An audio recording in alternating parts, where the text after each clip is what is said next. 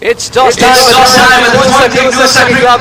Again, after the first game of the Aussie Cricket League, it's going to be a roaring affair, and it's going to be a battle of the Blues as well. The Indian Tigers are taking on the Sri Lanka in the middle. Skippered by Mandoop, Lions would be skippered by Tivi. We have the match official Stephen Simon to oversee the toss, and a very special guest in Mayor Claire Stewart will be giving the coin a flip. Go for it. Heads is a call,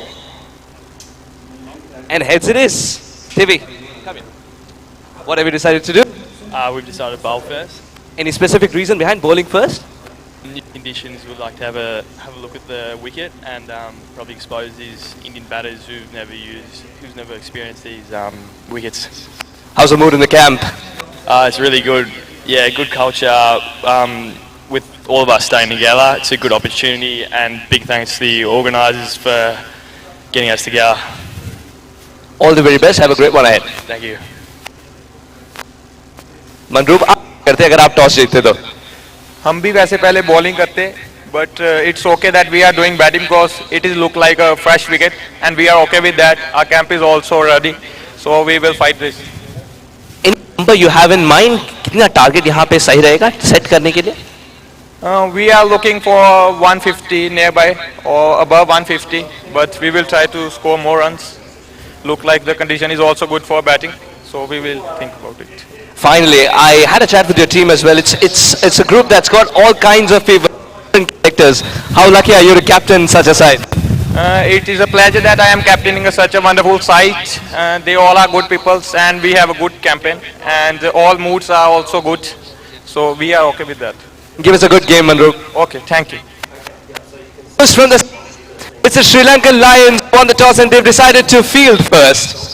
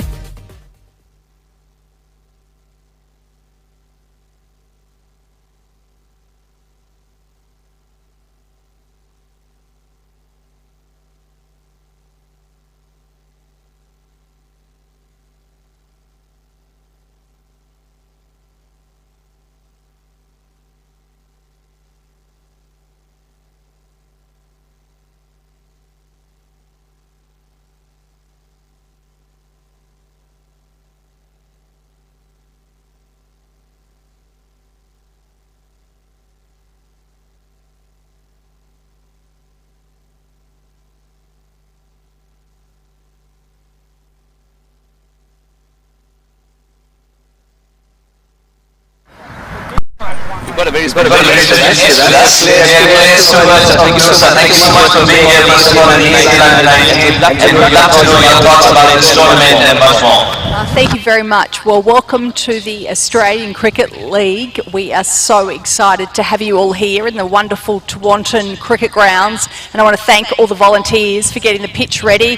I want to welcome India, Pakistan, Sri Lanka and of course Australia, and wish you all the best over the next few days. We've put the weather on for you. Enjoy our beautiful Shire. We're so proud that this is the first place in Queensland that you have come. And we wish all the players, the volunteers, coaches a wonderful few days. So thank you. Thank you so much for the word of support, ma'am. There you go.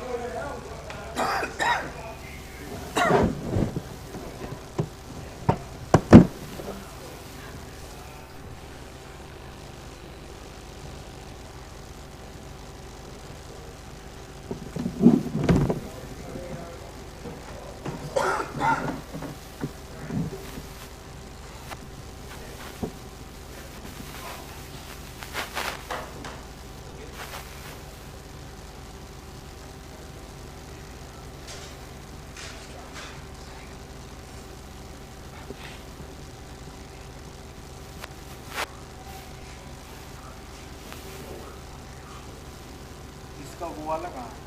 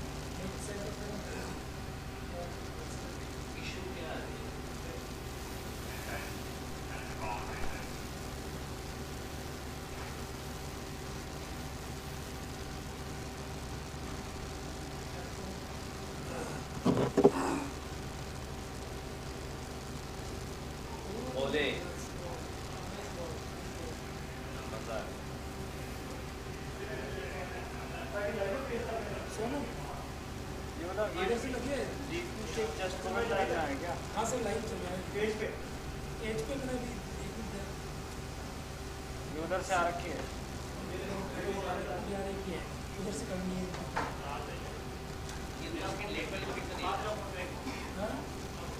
नहीं exact है दादा वो क्या बोलते हैं DP के बगल में लगी है कि नीचे वाले एज में लगी है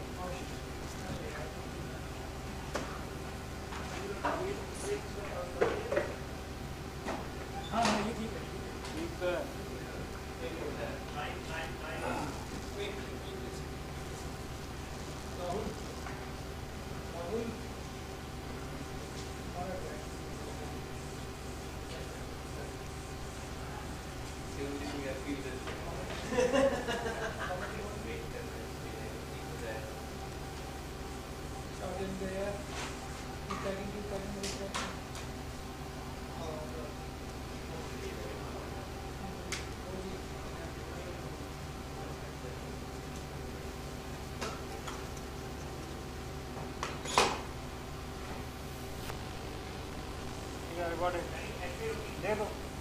दे दो हेलो दादा दे दो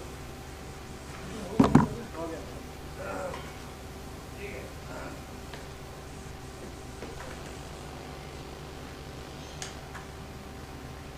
Scores, please. Sonu ji. Scores. Let's go. Sir आपने स्क्रीन की मुझे आरटीएमपी और स्क्रीन की दोनों चीज चाहिए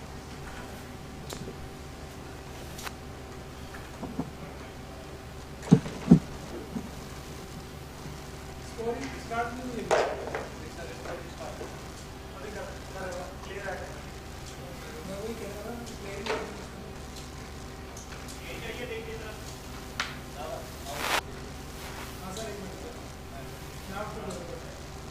started is going to like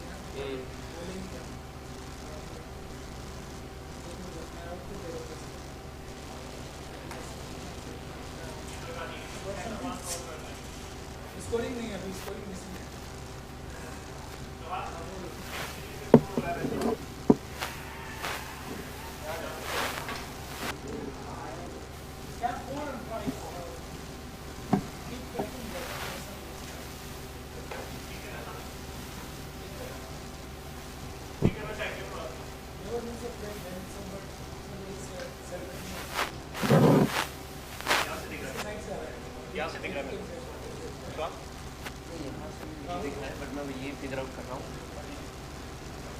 Silva bowler है और उन दोनों का नाम पता नहीं है यार नहीं पता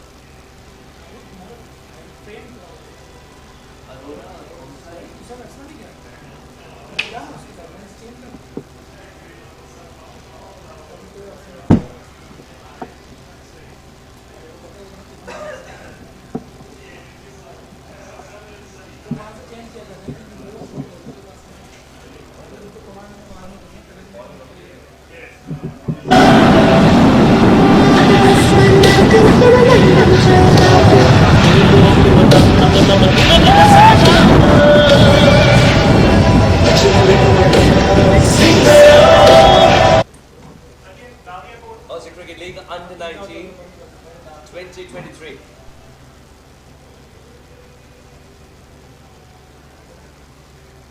The Indian Tigers taking on the Sri Lankan Lions.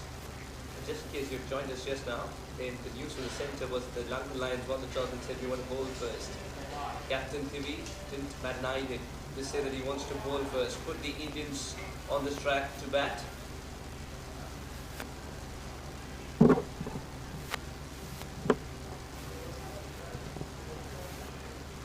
By doing so, try and expose the chinks in the armory for they have many players who are playing on this track for the first time compared to the Sri Lankans who have been there before.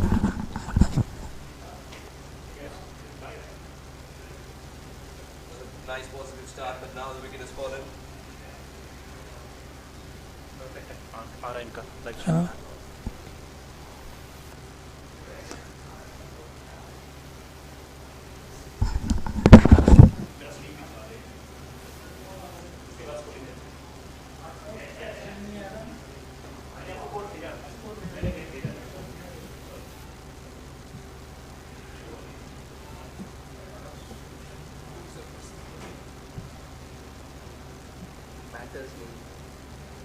Score very much score and graphics. Okay. I think one more to be done. No, so what my audience said.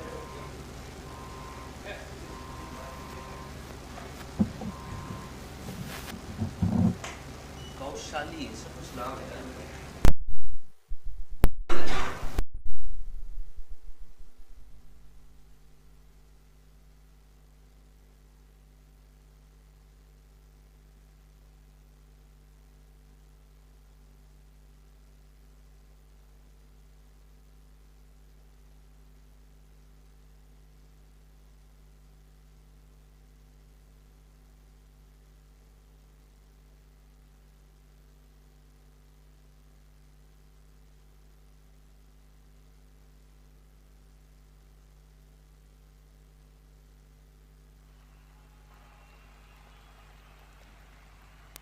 Thanks to his extra bit of bounce. Any luck with that stuff, Mike? Tiger has got a lovely action and a great rhythm going. Don't think that I can handle in this game. The outfield batters out there. Yeah, okay. Harsh Arora and Abhinav Kamsari. Abhinav's batted a lot on these surfaces, still not Brisbane exactly. But he's batted a lot on the Sydney surfaces. Slightly closer to understand what this pitch has to offer compared to Harsh, who's still getting tested.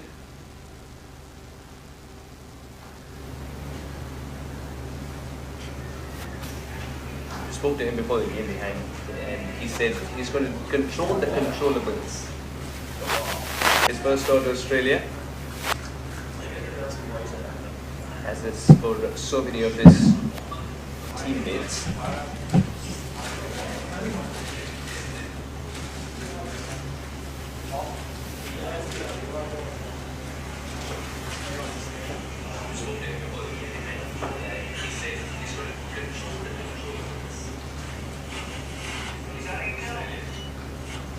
So that was freebie, asked to be hit, and Harsh obliges. The beauty about that shot was there was once a moment he realized it's 4 written all over it. Let's just go through with it. And the nonchalance with which he completed the follow through has been such a treat to watch for Indian cricket for Rosa.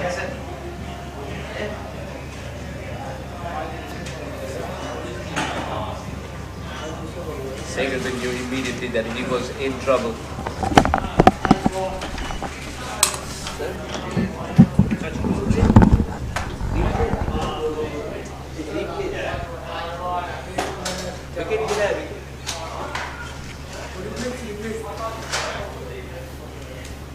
Good tight single. It was actually Harsh's ball.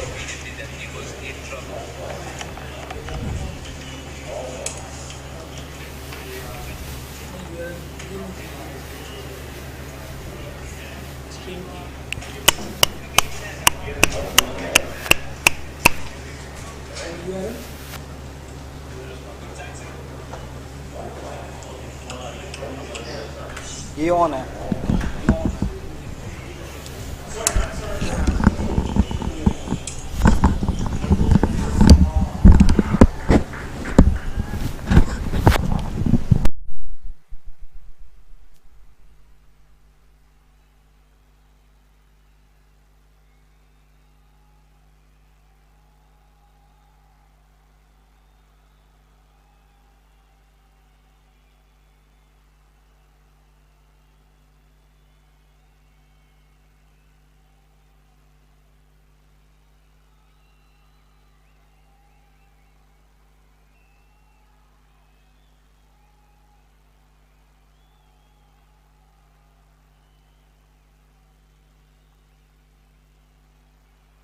As well, there's some movement off the deck.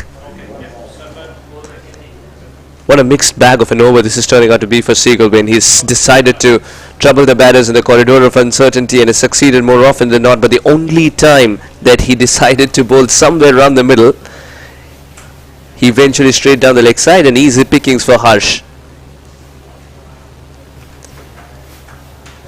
Just wonder what that conversation would have been about. Harsh has looked more flamboyant. Abhinav is someone who's played more cricket in this part of the world.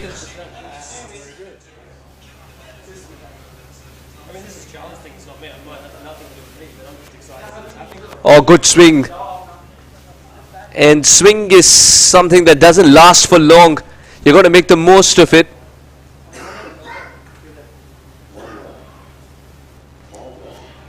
Very good over. Despite that boundary, what a good comeback. 47 for 1. I can't see. भाई ऐसे मुश्किल हो जाएगा sir. Everybody knows what's going on. That's it, yeah. As I say, like a lot of these, isn't it? Just got to keep keeps improving, and there's always little things that you add to it or take away. Or It's kind of hard to look down now. It's actually quite professional. exactly. Like everybody knows exactly what goes on. Not worrying about whether the score was or what run up and stuff. It's also just all. Yeah. If it's wrong in one place, and it gets fixed, and then it's cool. Is that right? वहाँ पे 4 लिखा हुआ overs column में मुझे बोल देता है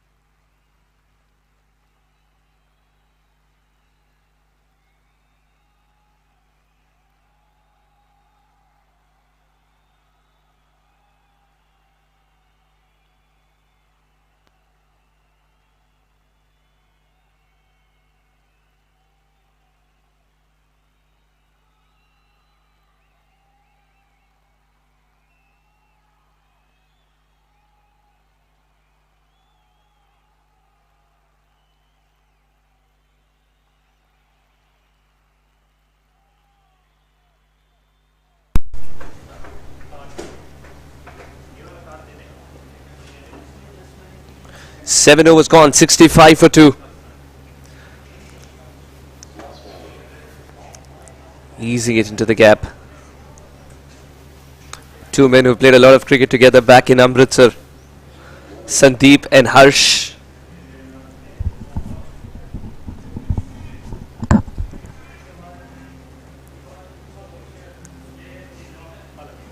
He's got a good start here, Harsh, and he's got to make the most of it.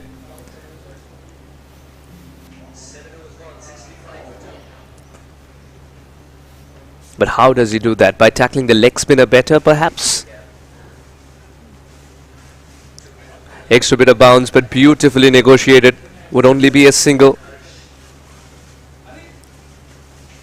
Sandeep, for some reason, wanted the second. Harsh soon made him realize it's a hallucination.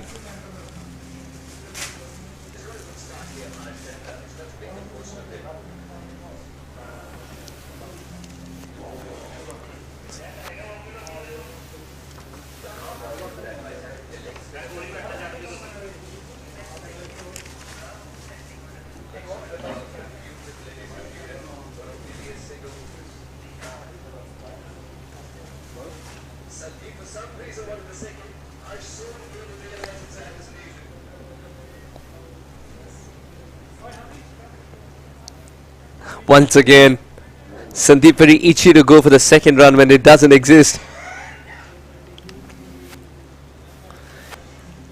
It's one thing to get used to the dimensions of a cricket ground. I understand when you're playing there for the first time, but 22 yards remain the same.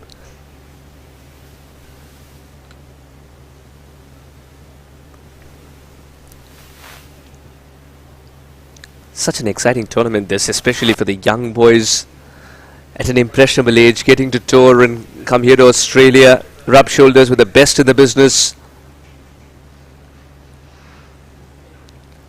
Suddenly the age factor disappears. Beautifully guides it. Despite a dive, it'll reach the fence. It's not for the lack of effort, mind you, it's just the way he's timed it to perfection. Harsh has started to unfurl the range of shots that he's got.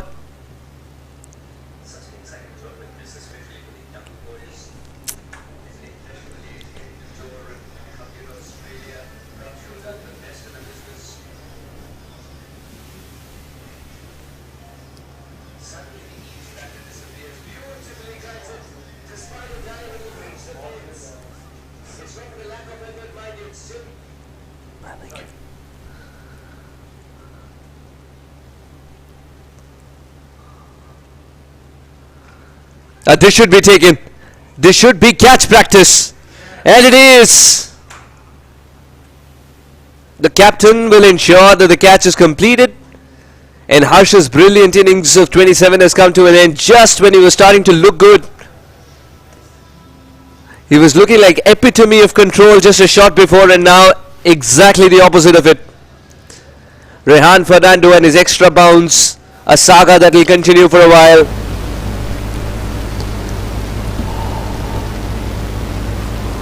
Good slower delivery. This should be taken. And the moment it left, This should be catch practice. know that it's going And it is. fielders. There were four fielders itchy to take that catch. Huge moment in the game as the man who was set is walking back to the hut. Harsh, 71 for 3. Now,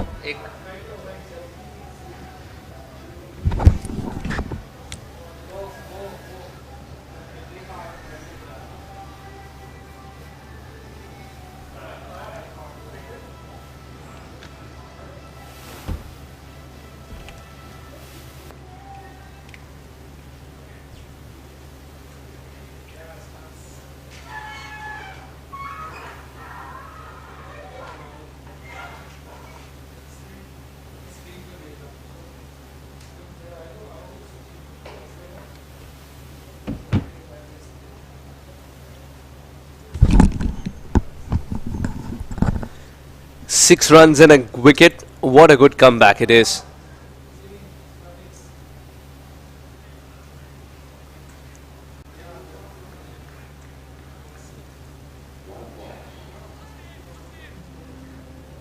Ashdeep.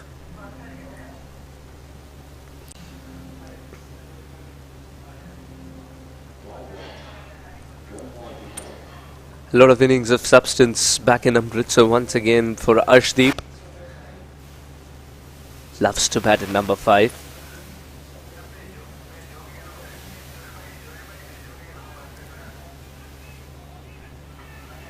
He's got to stick to one.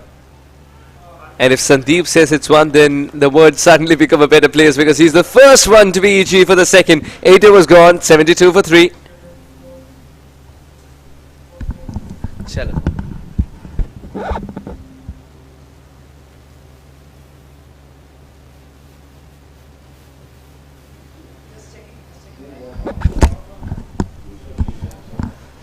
Indian Tigers, after being asked to bat first, 72 for 3. Harsh's 27 of 23 is what set the tone beautifully. Despite Abhinav getting a start, couldn't convert, and that was a huge moment in the game, as he's someone who's more well-versed with the surface and the conditions. Very soon, the birdie trotting over there will have to find a new place, because Sandeep is someone who loves to thread the ball through covers.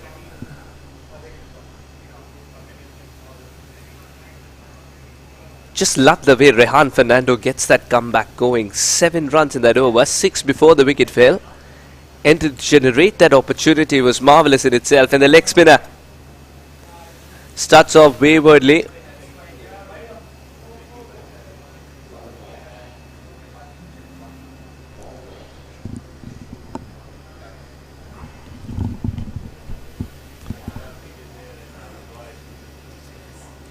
Dulit, who's been weaving a web around batters for a while now.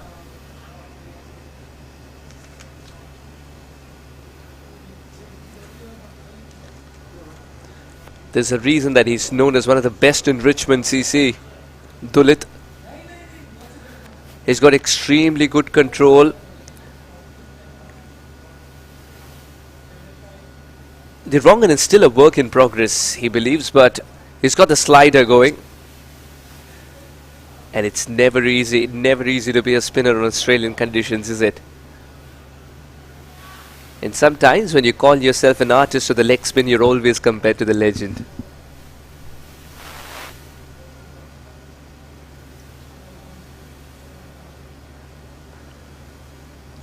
Not a good place to be bowling, especially if 5 legs up in the circle.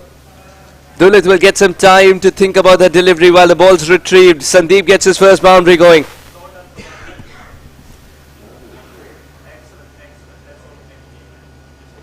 Oh, that's a poor ball. Now the comeback story has to be scripted better. This one was easily going for 4. The moment he left the bat, you just knew.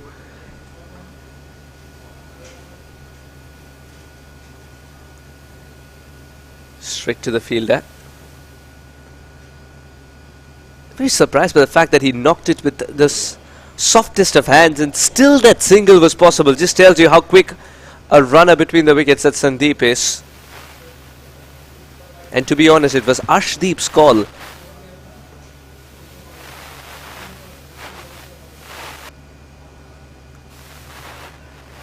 That's a very good delivery. A bit of extra bounce as well that you extract from that length. These are little things that the bowlers will make mental note of.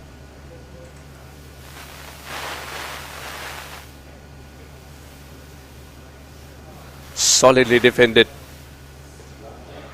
End of the over. 6 from Dulit's over. 1 poor delivery. That's it. 9 overs gone. 79 for 3.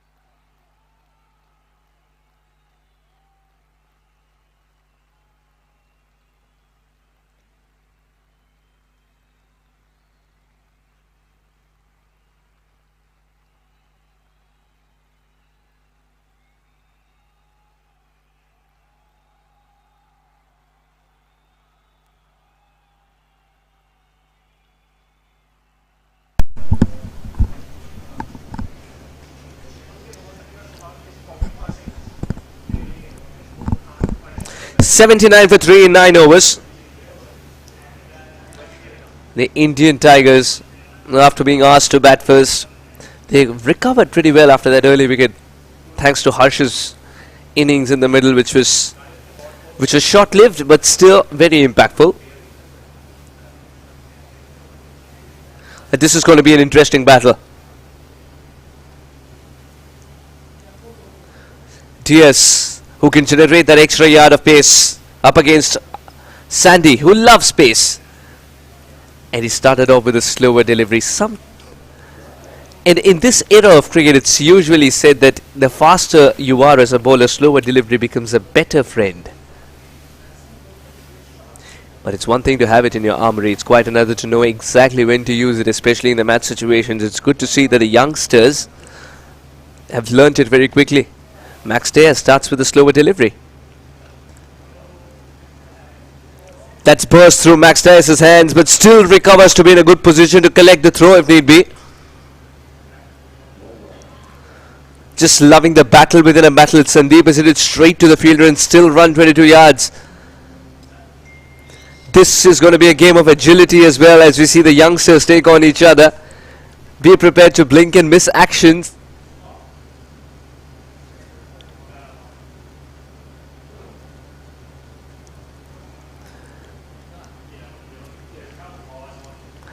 Just walked past the Indian dugout before the game began, and the quietest was Arshdeep. Beautifully driven. It's not a shot that'll give him a lot of runs, but it'll give him a lot of confidence. And Max Diaz today, for some reason, has decided to float the ball up and concentrate more on line and length and not the yard of pace that he's known for. Just like a movie star who's been given a different script, he's just adhering to what the captain's told him.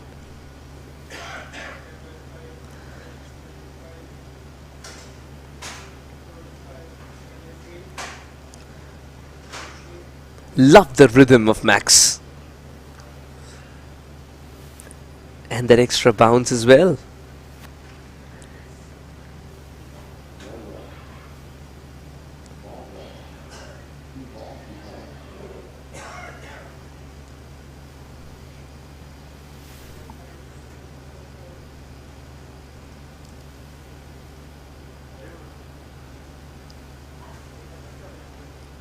So far so good for Max.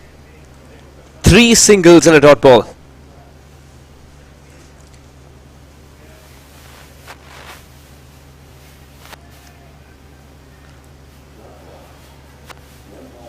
Very accurate, Max Diaz.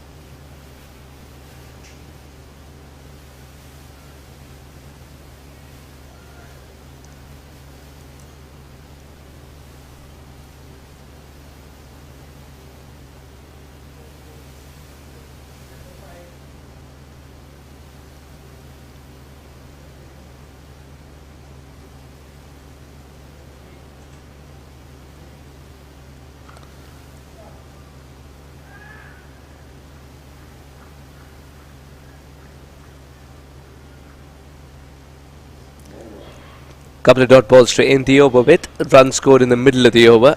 83 for 3 at the halfway stage, Indian Tigers.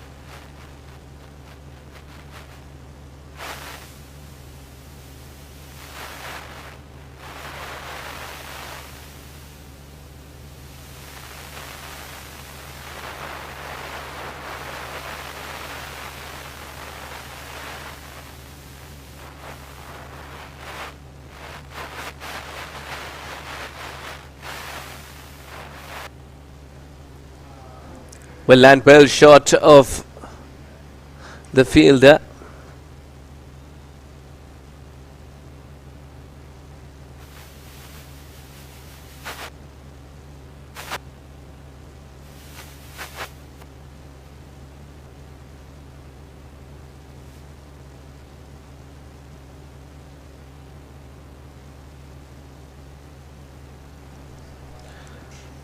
Sandeep has tried the shot twice. Once he succeeded to put bat on it. The other time he succeeded to send it for four somehow. Dulit, he's choosing the wrong line now. He's done it twice and he'd had to pay the price twice.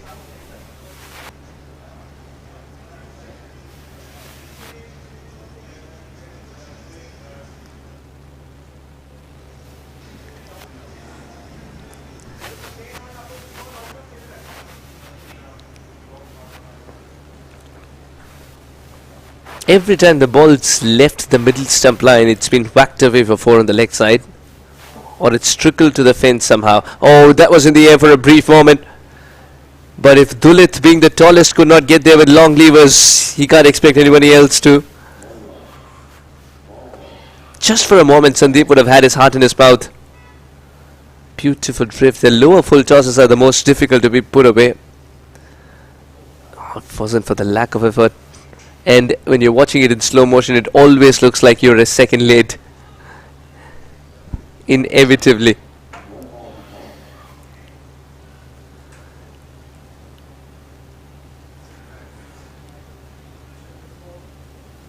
Six runs, seven in fact, of the over. Now can Dulit make a comeback?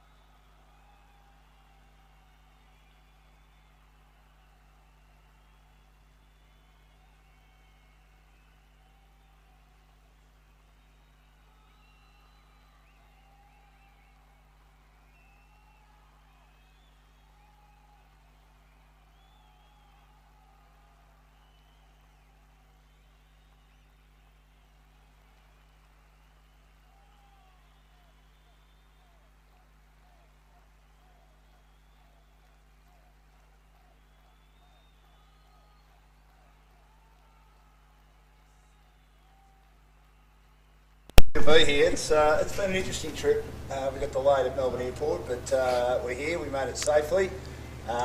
Gee, what a day. Absolutely sensational day up here. It wasn't so good down in Melbourne. I had a jacket on, I dispense with that. But it's great to be here, and there's a no ball here as it's hit out in the deep by the Indian Tigers. They've made a pretty good start here, so the way they're going, you reckon they're getting 160, 170, what, 3 for 95 at the 4th over? Yeah, they'll have 170 in the mind for sure. On this kind of a track, definitely in mind. Suddenly, Max Dyers' front foot has started to misbehave. It's the second no ball in the span of 3 deliveries, and it's not the no ball itself, but it carries on. The problems carry on. The next delivery is also one where many forms of getting the batter out are suspended. Yeah, correct. It's an opportunity for a free hit, and Dyer's a very famous Sri Lankan name at the start of Sri Lanka's international cricket journey. Not born into it though. No, I don't think he was. This is hit down the ground, hitting a top edge.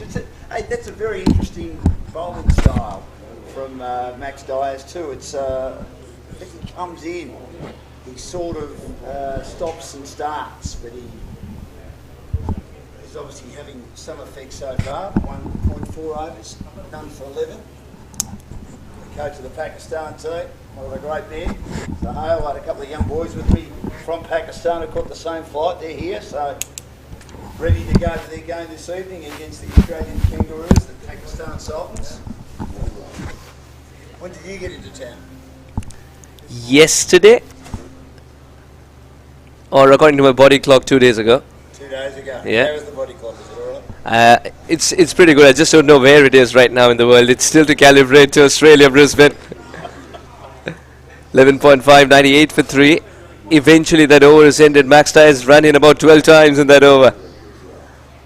98 for 3 after 12. A couple of no balls in there. That wasn't the greatest over in the world, but I'd be a little bit disappointed that the run rate's at 8 and over, and the projected score on our screen is 163.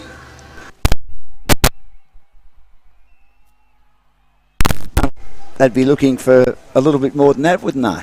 Yeah, a little bit more than that for sure. But it also depends on how well Sandeep gets going from here.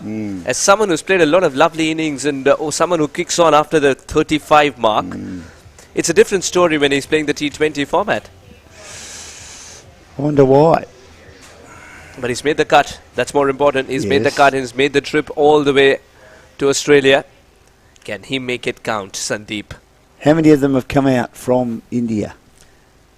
Out of the squad of 14, I think I saw about 9 for sure. Right, okay.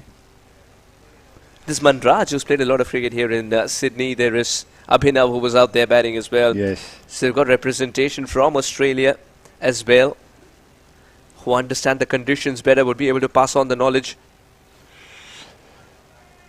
Just love the way he's swerving the ball around. There's a hint of turn, and always the batter is in trouble if he's playing the initial line. Well, that's right. But he looks very composed, doesn't he? And Sujin.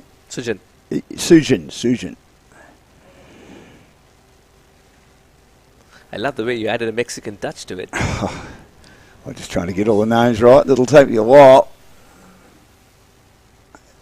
Nice lofted shot down to long off.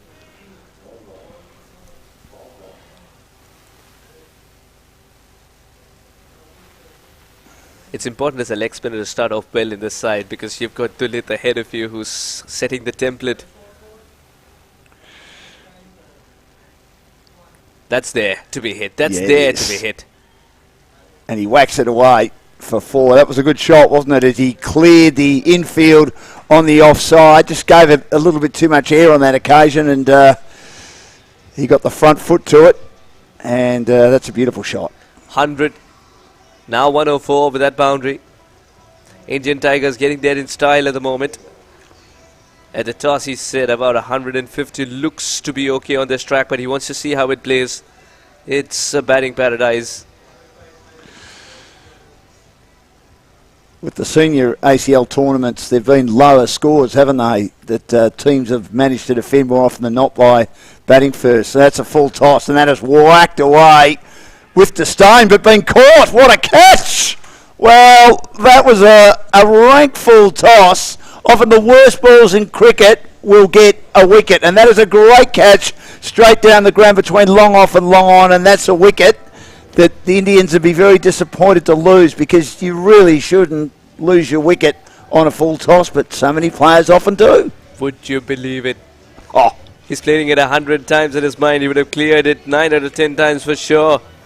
He's getting a low full toss. That's when he's set. It's not the first delivery he's facing at a comfortable height as well, but it goes only as far as long on. It was a good catch, wasn't it? Terrific catch indeed.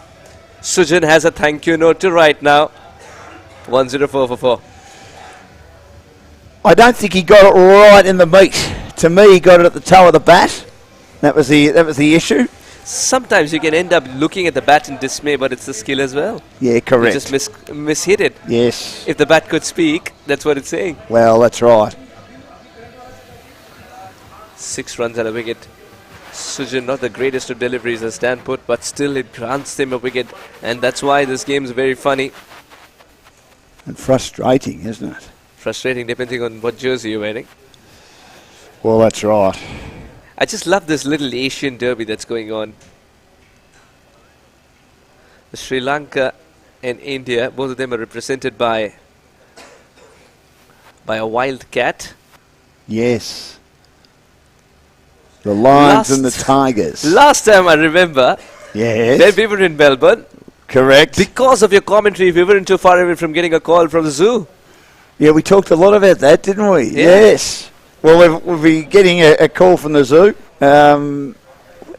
Where are we? Of course, we're on the Sunshine Coast here, but we're not that, topography to you. Last time I got lost thrice in 4 days.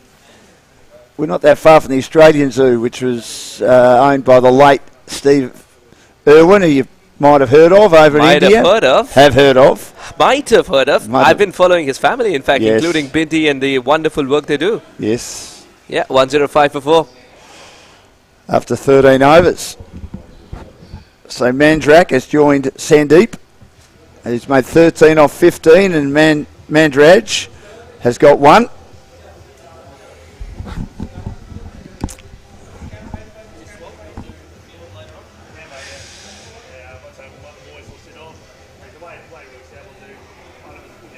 And looking to try and lift these Indians to a decent score.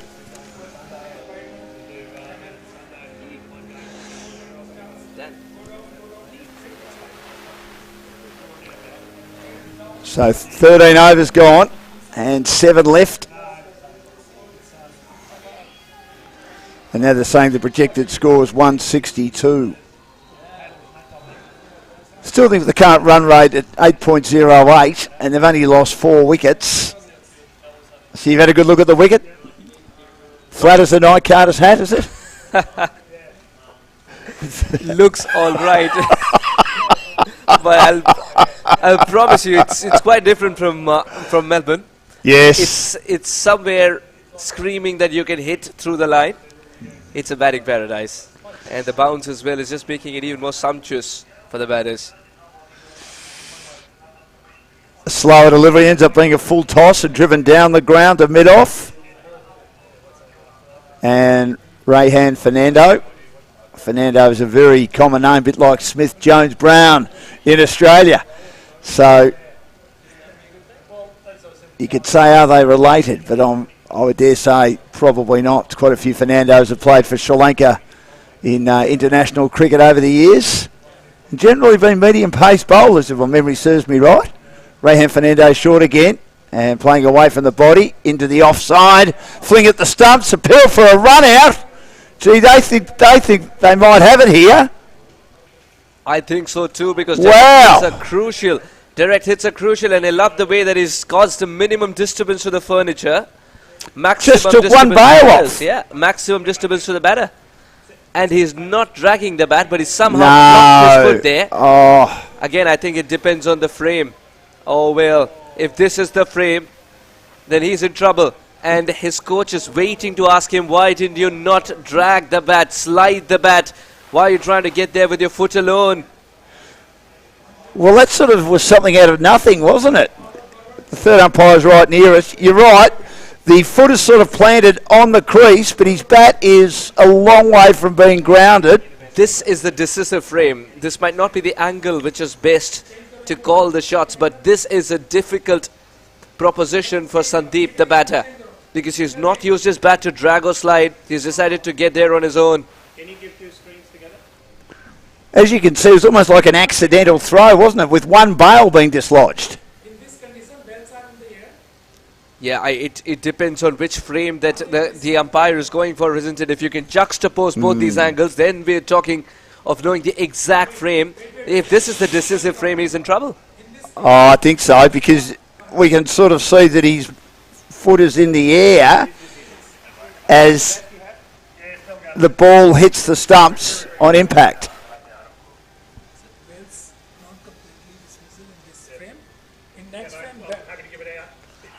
Now, if this is the decisive frame, then Yeah. he's in trouble because the He bail's is. already off the groove. Correct. We're looking at it now, side on. You can see the bail coming off, and he hasn't quite got the foot down, has he? Certainly the bat's not in the end. He knows he's out.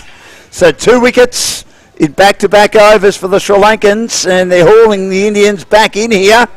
And that was lazy running, wasn't it? It was, mind you, having said that, we are also saying that it was a remarkable piece of fielding that in a lot of ways was an accidental return that hit the stumps with one bail being dislodged, which I haven't seen before like that. You've got to give some credit to the fielder there. Oh, you do. Extremely well done.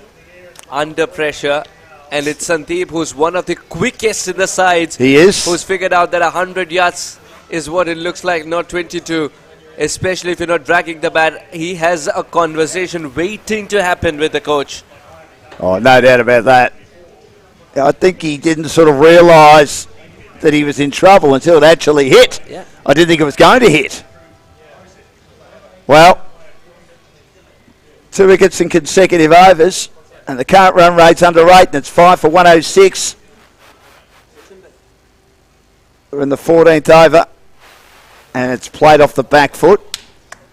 Manroop has joined Manraj at 5 for 106. And just looking at Manroop Singh.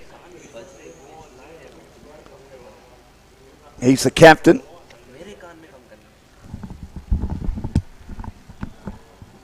And again, not able to connect the way he wants to connect. This season he's made 1,285 runs at 19.47, a highest of 93. Yeah.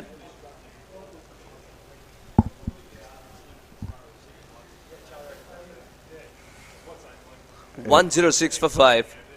What an over this has turned out to be. A ripper from Rehan Fernando. It's on the leg stump and it's flicked away magnificently behind square. Commentators curse Suhas. You've just given the bowler the greatest rap in the world, and he bowls on the leg stump and it's flicked away with disdain behind square for a boundary. And it's 5 for 110, and Manraj gets a very important boundary for the Indian team. Yeah, beautiful shot indeed. Manraj couldn't have asked for a better ball to get going. Receives a gift from Rehan Fernando. And Manraj, mind you, has played a lot of good cricket in Sydney. Is not going to miss out on an opportunity like that, especially if you give him that much bounce. Second nature for him to whip it away. Last ball, the 14th over. Fernando in again, and this is swung away on the onside and just gets past Diaz. And I think it's hit the rope on the full. The umpire's just confirming. Should have been taken. Yes, of course it should have been. It was straight through the It hands. Did it really act Let's like a have a cricket look. ball? Oh, I think. Oh, yes, right through his fingers. Yeah. That is 6. Absolutely, straight through his fingers. It should have been taken comfortably, and it's gone over the fence for 6. So 4 and 6 at the end of the over sort of retrieves the situation a little bit for the Indians. 11 runs of that over. 116 for 5. Again, that was a bit of a lackadaisical effort in trying to take the catch. Then again, I think how it's quick was the ball travelling? Yes, it was hit very, very hard by Manraj, who's making no stone, was leaving no stone unturned in telling the world that he's announced his arrival again and again. First with that boundary. Look at that 6. Marvellous to watch. Swung out to deep mid-wicket. Just love the way that he's come out with a clarity in shot making. The coach would tell you usually that if it's 6 overs to go, half the side left of the hard, try and knock it around for a couple of overs to see what Manroop does as well, and then you decide to go for the big shots. Manraj has decided not to. I think the script that the coach has given him is, and the license that is given him, is making full use of it. Well, you need a 6 or a boundary, I reckon, in the last 6 overs. Every over, and this is flicked into the onside by the left-handed Manroop. Sujan bowling again, his second over, and it's 5 for 117. The LANKAN Lions bowling second is Sultans. yes, they're being spoken to in the background, getting ready for their match against the Kangaroos later today. Can they catch them on the hop? Maybe. You've been working. You've done on that quite haven't literally, you? haven't you? Yeah, you've been working on that one, haven't you? No. You did listen to me from last time. Again, a good return as it was played away into the offside. And the fielding, since I've been here, bar that one drop catch by the Sri Lankans, the ground fielding in particular, quite good.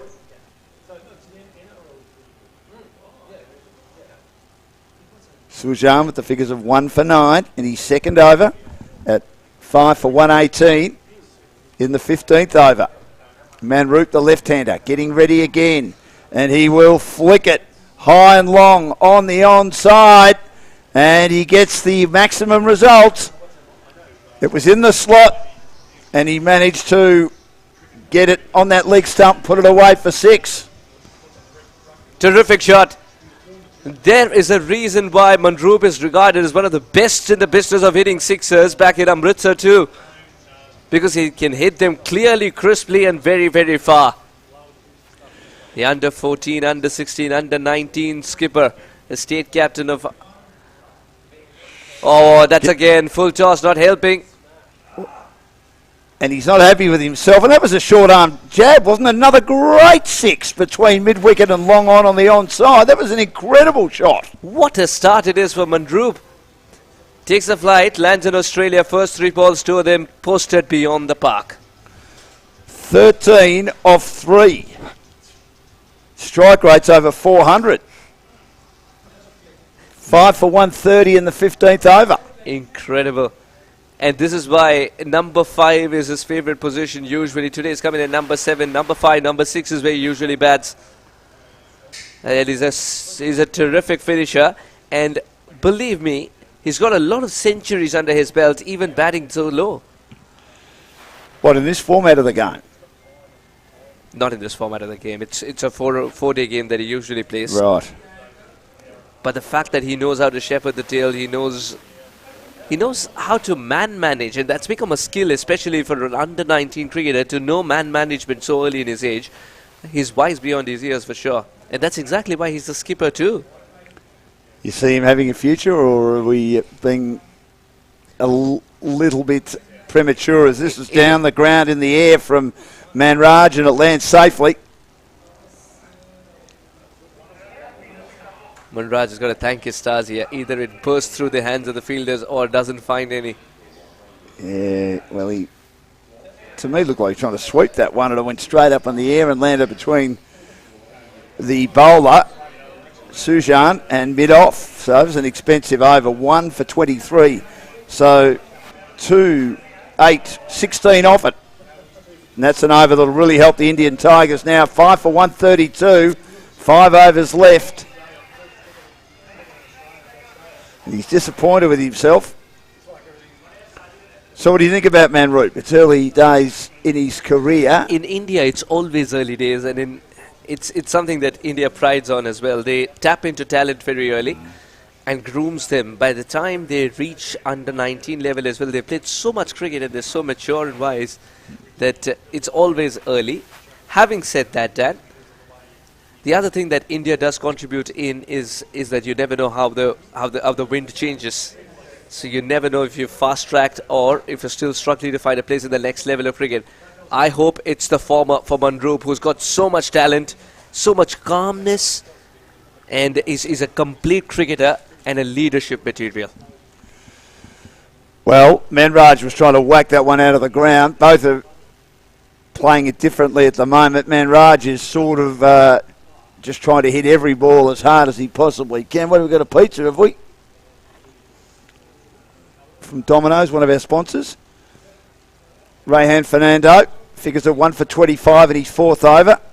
Great piece of fielding in the covers. He's out of his ground, but the return was wild. He came down the wicket, Manraj. He thought he'd beaten the fielder in close on the offside at short straight cover, and he was sent back. This is where the calmness comes into the picture. A slightly calmer fielder would have taken his time to get the throw in. He couriered it to the wrong address. It was very difficult for the keeper to curtail it to the first place, let alone take the bail off. Opportunity lost. Here come a couple of the young Australians getting ready for their match against the Pakistan Sultans later on today. Got 3 double headers today, tomorrow and Saturday, and then the final at 6 o'clock on Sunday. Yeah, it's going to be quite a week of cricket. We'll still have a chance to paint the town red because the matches are later in the day. You can speak for yourself. I'm still getting adjusted to Brisbane time. We're in the 16th over. 5 for 132. Fernando bowling well again, well up, and he just can't score here, Manraj. Straight back to the bowler. That's not a bad option to throw. The reason being, Dan, he was sauntering outside the crease. Yes, he was. Sachin.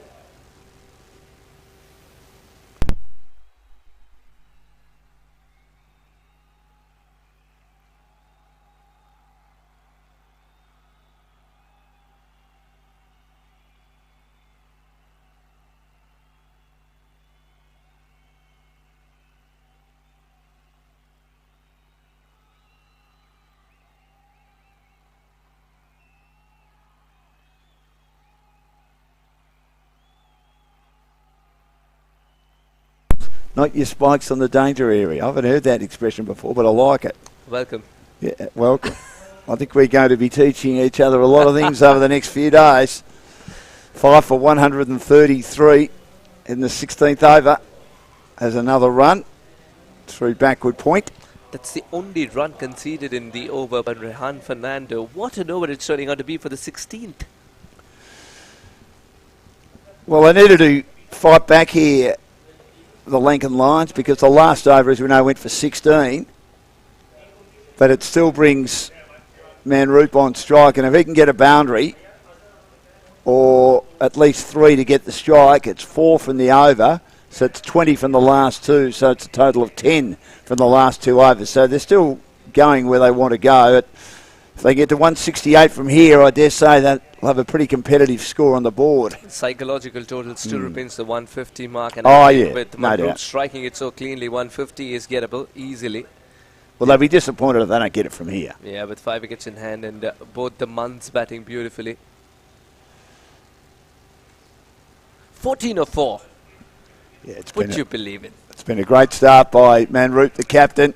And Fernando's going around the wicket to the left-hander and bowls a slow one outside the off stump that he drives down the ground for at least 1. Will he come back for 2? No, he won't. He's going to keep the strike, which I think he wanted. So just 2 runs from the over. That's a really good over and not a bad spell by Rayhan Fernando. Dot, dot, dot, dot. 1 and 1. 1 for 27 after 4 and after 16 overs, with India winning the toss, electing to bat in the first of these matches in the ACL-U19 tournament at Noosa on the Sunshine Coast. What a sensational day it is. It's cricket weather. Of course it's cricket weather. We're playing cricket. 16 overs gone. What a silly statement that is. And India a chance here to really build on what's been a promising start. They did lose 2 wickets in consecutive overs. But since Manroop's come to the crease, he's now at about 300 with his strike rate. And Manraj was bogged down a bit in that over. So changes being made.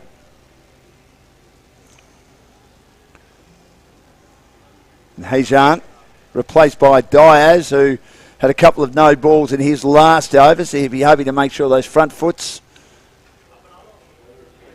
stay behind the crease. Roy Diaz, as I mentioned a bit earlier, was one of the first really good Sri Lankan batters. in the early stages of their international career when they were still finding their way at international level. He and Duleep Mendes. Rajan Madogale was captain in the late 80s. And a couple of young bucks who were part of the team that won the 1996 World Cup.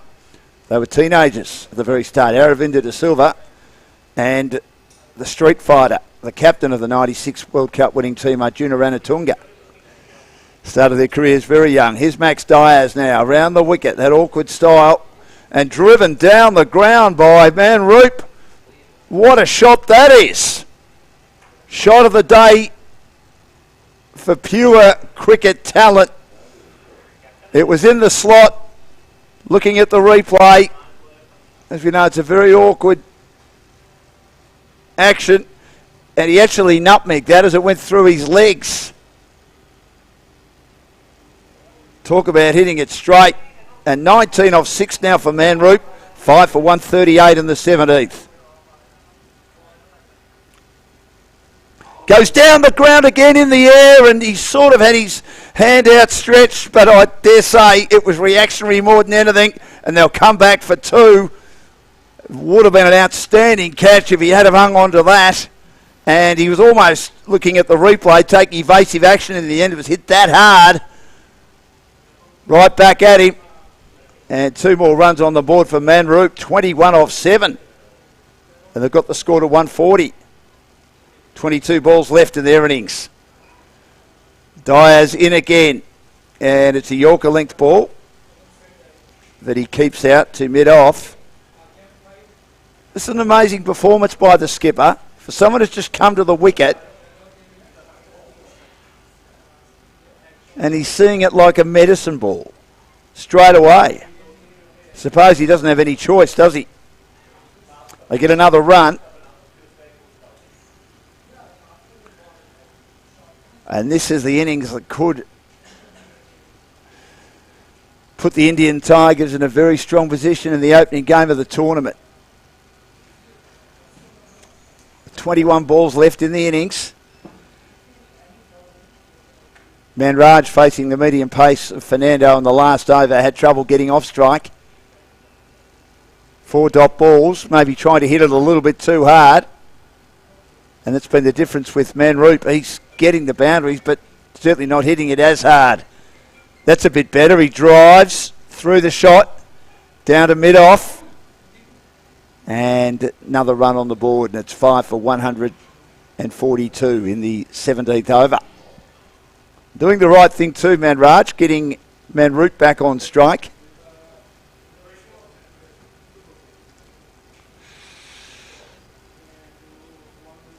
And as Suhar said, a lot of outstanding young Indian cricketers have started young and gone on to great careers. That's wide of the off stump, and that is driven down the ground again for 4. Lofting it over the infield, through the offside, in front of our commentary position. It was, I suppose, clever bowling by Diaz. He went wide of the off stump, hoping that Manroop might err in his execution, but he flicked it over the infield on the offside. It was an excellent shot again, 26 off 9. Strike rate just under 300, and it's 5 for 146. As you can see, the projected score on the screen at 173, rising every time the skipper hits a boundary, which is regularly. Short again. It's a slower delivery that he pulls into the onside, and he has been caught. He got a slower delivery. That was a good fight back by Diaz, and the catch taken at short straight mid-wicket. And the end of Manroop's outstanding innings. He's cameoed 26 off 10. And they're getting wickets, Sri Lanka, but the Indians are certainly scoring a lot of runs at 6 for 146 after 17. So Diaz gets an important wicket, and that was Manroop, who was certainly threatening to take this game away from the Lankan Lions late in the Indian Tigers innings. It was a slow one, shorter one, that he was probably through the shot before he intended to, and all he could do was pick out a fielder at short straight mid-wicket. So well done by Max Dyers to get that wicket. Manraj is still there.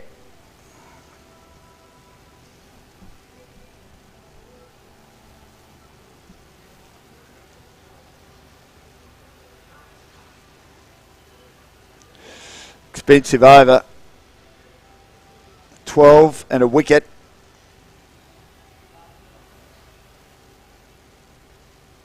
But the wicket was Manroot.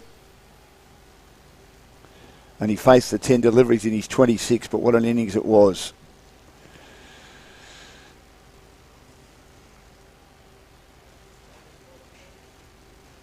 So Rashpal joins Manraj.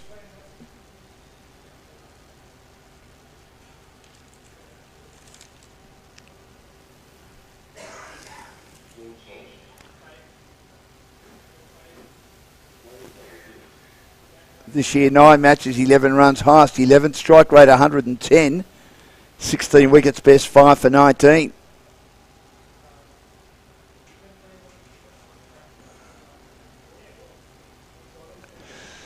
Manraj Kalon plays for the Guildford Leagues Cricket Club in New South Wales. And he's on strike now, looking to try and push this score to around 165, 170. Trishane bowling, and he flicks it over the top, and it was a good effort to try and take the catch on the offside. He spooned it away, and it wasn't far away from being taken as the player slid forward from the left arm of Trishane. Bowling his third over, his figures 1 for 12, and it bounced in front as we look at the replay out at deep cover. He gets 1. 17 off 15 brings Rashpal on strike. To the young man, as we can see with the long hair, I'm jealous, I don't have any. Beaten outside the off stump to a good delivery. Right across his bows. Well bowled by Trishane.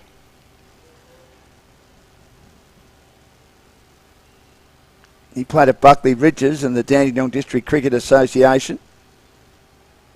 As far back in the under-13s in 2014, 2015. It's a handy bat. 24 wickets this year and 710 runs in 39 matches in total. He's in again. And this is a no ball. And the fielder gets a bad bounce as he's looking to play that on the onside. It took an outside edge from Rashpal as he came across his stumps, as you can see, to the leg side. It ends up through the fielder and the covers a misfield. And it's 6 for 148 with a free hit. And there's been a couple from Diaz since I arrived a few overs ago, and now another one from Trishane, which they can ill afford. So they're certainly going to get to 150, the Indian Tigers. They've won a few more than that, though. 170 would be a good score, I reckon.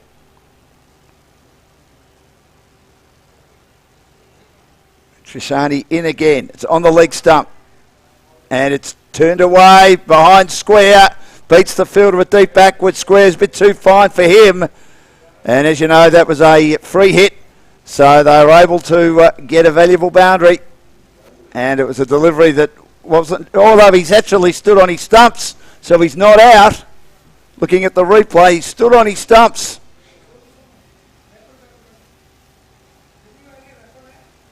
And because it's a free hit, yes, he got very deep in the crease, as you can see on the replay.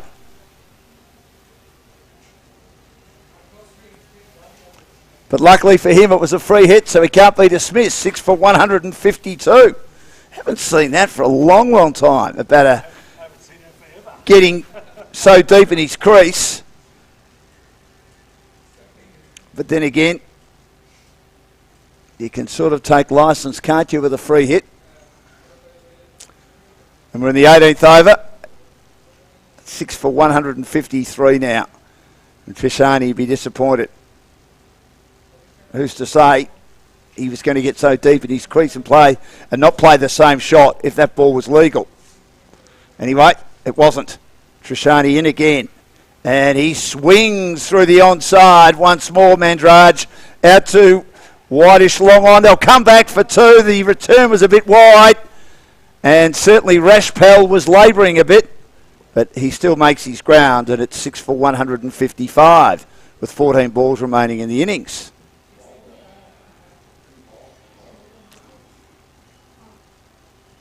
Another player to get to 20. You've had quite a few contributions in the 20s from the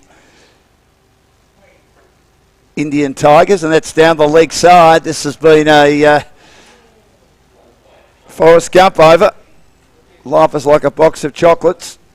You don't know what to expect. And unfortunately, Trishani, front foot no ball and a wide. So extra deliveries being bowled and extra runs being added on the Indian Tigers score. Still 2 balls remaining in the 18th over. And this is a short delivery that he fends away awkwardly. Manraj, and luckily for him, it lands safely on the offside. He certainly bent his back, Trishani. But there was no one in close on that offside to take the catch. That's a good piece of bowling by the young left armour.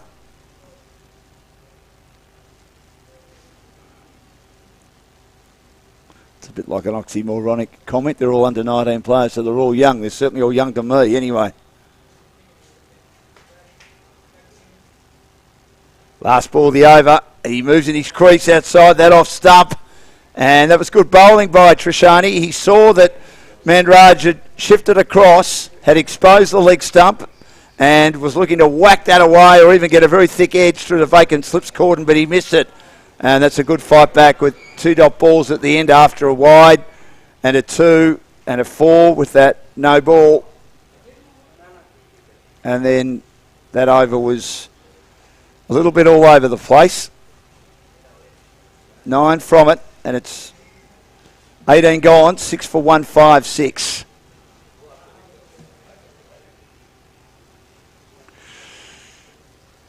So Rashpal on strike to face the second last over.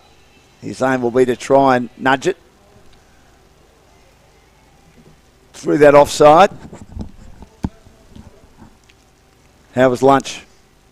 Was it lunch? Again, I'm telling you, body clock, gone for a toss. So it was a breakfast? Maybe. Somewhere in between. A pizza for breakfast? Maybe somewhere in between. 156 for 6 in 18 overs, and Max Stairs had a never-ending over. Yes, 1 for 24 from 3. That was his last over. He's back in the attack now to bowl the 19th. He can get the Yorkers in. Very well bowled. Yeah, beautiful. Dan, there's a reason it's called the corridor of uncertainty. I'm very surprised that he's chosen it during the death. Well, I think it's an extraordinary bowling action, isn't it? It's a very stilted bowling action as he comes in. Reminds you. It's not natural, is it? I don't know. It reminds me of someone that I'm unable to trace in my mind. It's someone from Papua New Guinea. I think it's Norman Vanua. Let's have a look at it again now. Their colours are brown, aren't they? Is that right? The Barramundis. Again, good bowling. Rashpal's got to get bat on ball here. Let's go towards the Caribbean. Fidel Edwards, that's what he reminds me of. Yeah, a little bit, yeah. But Fidel Edwards probably not as stilted. Because it's like he stops and then he starts again. But I like the fact that coaching these days has become it's become less intrusive. Yeah. It's become more about promoting the natural talent of the cricketer rather than mending his ways. Again, not a good collect. No, or return. And they get a run. It was only dropped away into the offside. He was adding the pressure there, Max Stairs, with 2 dot deliveries outside off, bowling it 2 full. Getting away with one of the deliveries. The other one was a beauty that missed the bat by not much. Well, you're very right about the bowling action. Because it's up to them, isn't it? What sort of action that they're comfortable with. The game's become more accommodative, and the word mystery has been added to anything that the coach is unable to deconstruct or decode, and that sort of helps them. Again, not from the best part of the bat, and that's quite to the liking of Max Dyers. Want to know what this is turning out to be. Yeah, he's bowling well up, isn't he? Bowling beautifully. I mean, as long as you get the results, it doesn't matter how you bowl. Look at Boomerang. I know his body's letting him down. The rotator cuff is obviously taking a fair battering because it all comes out of the shoulder. But what an action that is. See, now they've got to trade repeatability to the longevity to what the country needs at that time. And that's exactly why a lot of good fast bowlers are tapped into early and are given an opportunity and fast-tracked early in their career. Because the longevity is always under question, especially with a lot of different actions that are in place right now. Perhaps Jofra Archer is the only one whom I do not realize how he conjure up that much pace, how much pace he's able to conjure up at the last moment and still look nonchalant as ever in his follow-through. Yeah, it's amazing, isn't it? Apart from him, look at Peter Siddle. Look at the slinging Mitchell Johnson that Australia produced. Or Pattinson. And go way back to Jeff Thompson with that Jeff Thompson, unbelievable action. And he didn't know where it was going. He just said, I just would bowl and it'd go wang. Now, that's a good delivery. That was a Yorker ball that had Mandraj shifting in his crease. And look, this has been an excellent over. And he's got his action. He knows what he's doing. And when he executes like that, he's going to go a long, long way, isn't he? That was a really good over, bowling well up Yorkers and kept it down to 4 runs. So it's 6 for 160. They've got a bit of work to do here to get the 10 runs they need for 170. The 175 perhaps on the cards. The only reason they revised this target is because the captain's back in the hut. Had he been there, we're talking about 185 plus. Easy. 26 off 10 by the skipper. Didn't he bat well too? He made the bowling look so innocuous, yeah. Manroop Singh. Were you at some stage itchy to put the pads on again? And Trishani is going to bowl the last over. His last over was a bit disappointing. And this is going to be the order of the day, isn't it, Dan? Slower deliveries when the batter is expecting it nice and quick. Trishane has been a little expensive in between, but the way he started off was good. The second over, that was troublesome.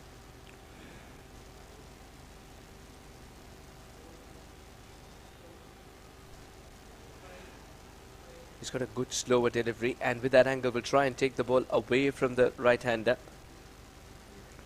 And that extra bounce as well. Yeah, that's good. Is that the right length to be bowling on this track?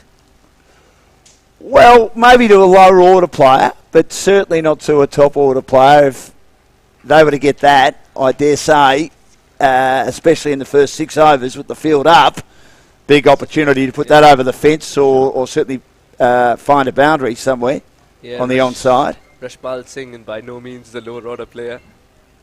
75 of 32 versus Shishu Nikethan. That's when he caught the eye of many coaches. That was back in India. And recently versus Jimboomba Club, 50. A quick 550 of, I think, 20 deliveries. That's wow. Using the same bat. Rashpal slightly struggling today, 4 of 8. Manraj is in 26 of 22. He can provide that crescendo finish that Indian Tigers are looking for. Another player to get into the 20s and not quite go on with it, but then again he's at the back end of the innings. So far so good for Trishane. It's begging to be taken by the man with the gloves, and he doesn't disappoint. Trishane gets his second wicket, and that's a huge one of Manraj. Indian Tigers' dreams of reaching 170 a little more curtailed. Yeah, top edge. He sort of followed him, didn't he? Because he came across his stumps to play that on the leg side. We'll have a look at the replay in a second, Suhas, and he just got that top edge that flew in the air. Let's have a look here.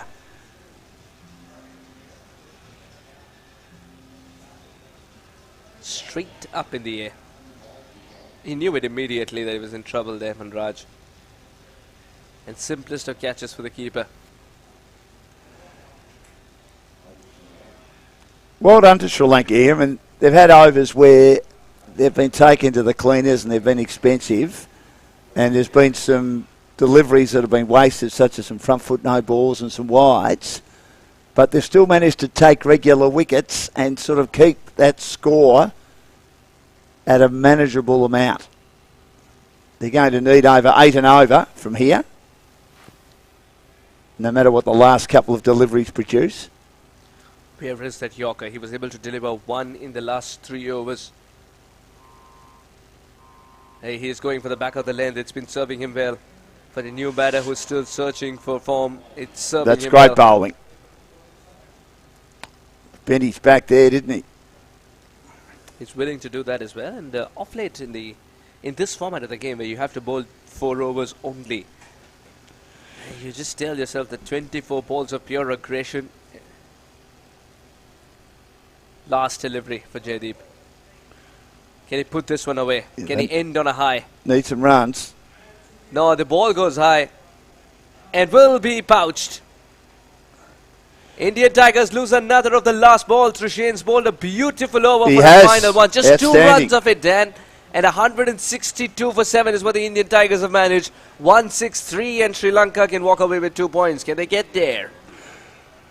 Well, I think they're a good chance, because the Indians with Manroop in there, Manraj together, we were thinking 180 4 or 5 overs ago, and they just didn't quite get going once Manroop went out. Manraj needed a bit more support and didn't get it. And I know Trishane on his previous over was a bit disappointing, but he fought back well on that over. And as I say, they've certainly found a way to get wickets, the Sri Lankans, and stop India from dominating. A lot of players have got starts, but haven't quite put the big score on the board. But still, they've got the runs on the board of 162, and Sri Lanka now need a good start.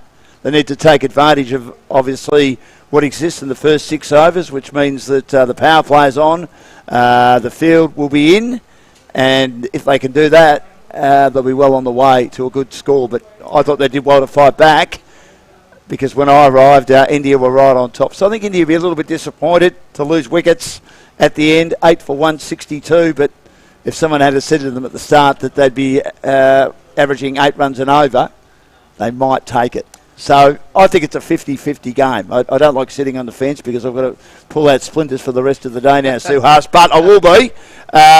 Look, we'll get a better idea probably in the first 6 overs as to how Sri Lanka are going, but I think they've done well to fight back and at least ensure it didn't get out of hand too much. Absolutely right.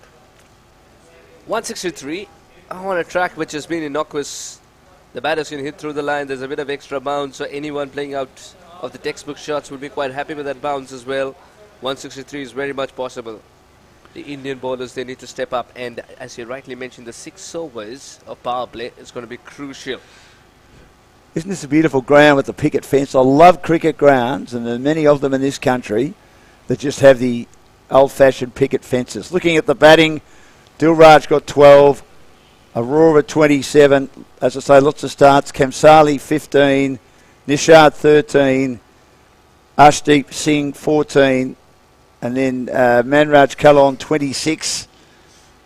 Manroop did pretty well, of course, 26 off 10, but just no one really got going. And in the bowling, 6 bowlers used. Yes. And 3 of them of 3 wickets for Trishan De Silva, who stands tall. Very expensive, Sujan, but he did pick up a wicket off a full toss. Max Dias picked up 1 as well, but was very impressive. Trishan De Silva. Expensive, Crandall. It's just very unlikely for Crandall to be expensive. Someone who's bowled so many times on these surfaces and has come out on top of the batters so many times. The partnerships tell you the story. No one pushing on. Sandeep Nishad, he contributed to that 33 partnership with Ashdeep Singh. And Manroop's 40 of 22, where he did the bulk of the scoring when Manraj had the best seat in the house. Yeah. It's something that added respectability to the total. But again, Indians know that it's the 20s curse which is more problematic. Well, that's right. They would have thought that once they got in, at least someone would have pushed on and got a 50, and that was the most important thing. Or one of the top order players could have played the shed anchor role, and the hitters like Manroop could come in and know that they could play their role. I know Manraj was trying to do that, but once Manroop went out, Manraj had to play a role that it appeared, even though I don't know great deal about him yet, Suhas, that was not something that he was used to, which was be the aggressor, and he couldn't quite do it. About 163 is the magical number that the Sri Lankan Lions would be trying to chase. Will they be able to get there? Only time will tell. We'll join you in a bit for the run chase.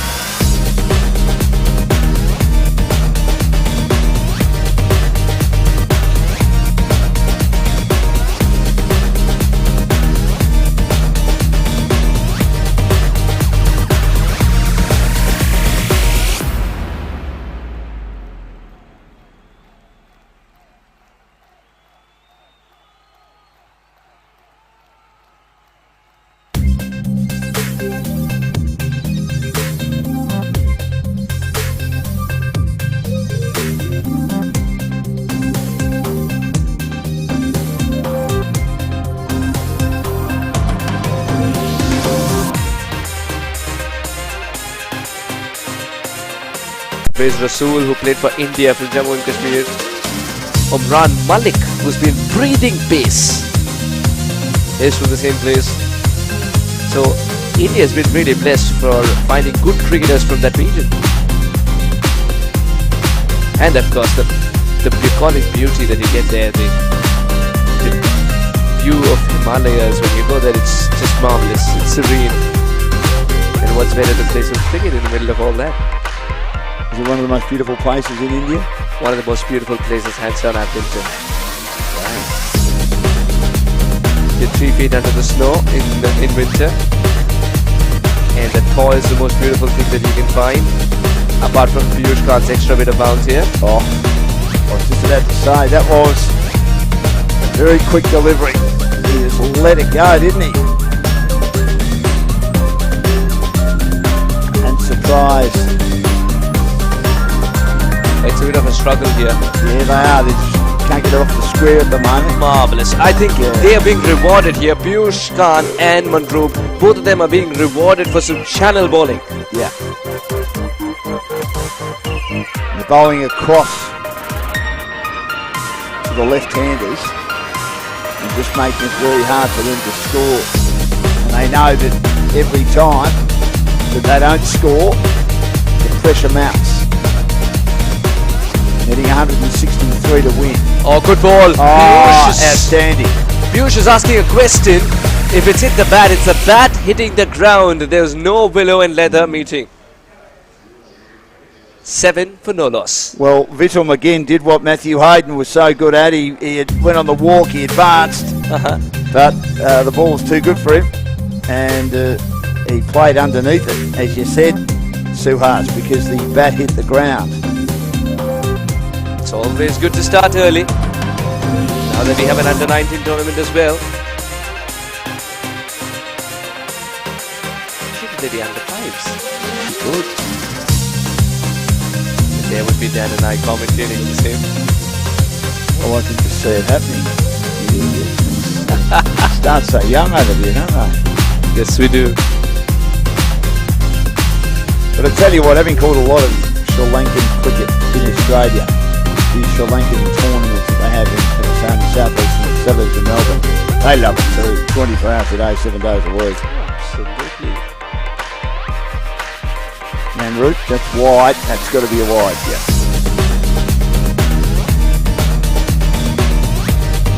Again, I think he was allowing for the ball to come back. It didn't come back. Just kept going away.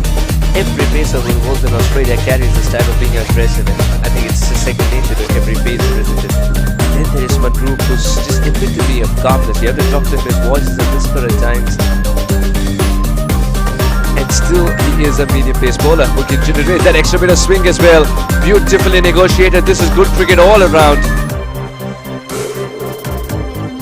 But it's slow medium, isn't it? So you sort of don't know whether he's going to unfurl with a quick one or whether he's just going to keep line and length outside that off stump. We call him military medium. Military medium.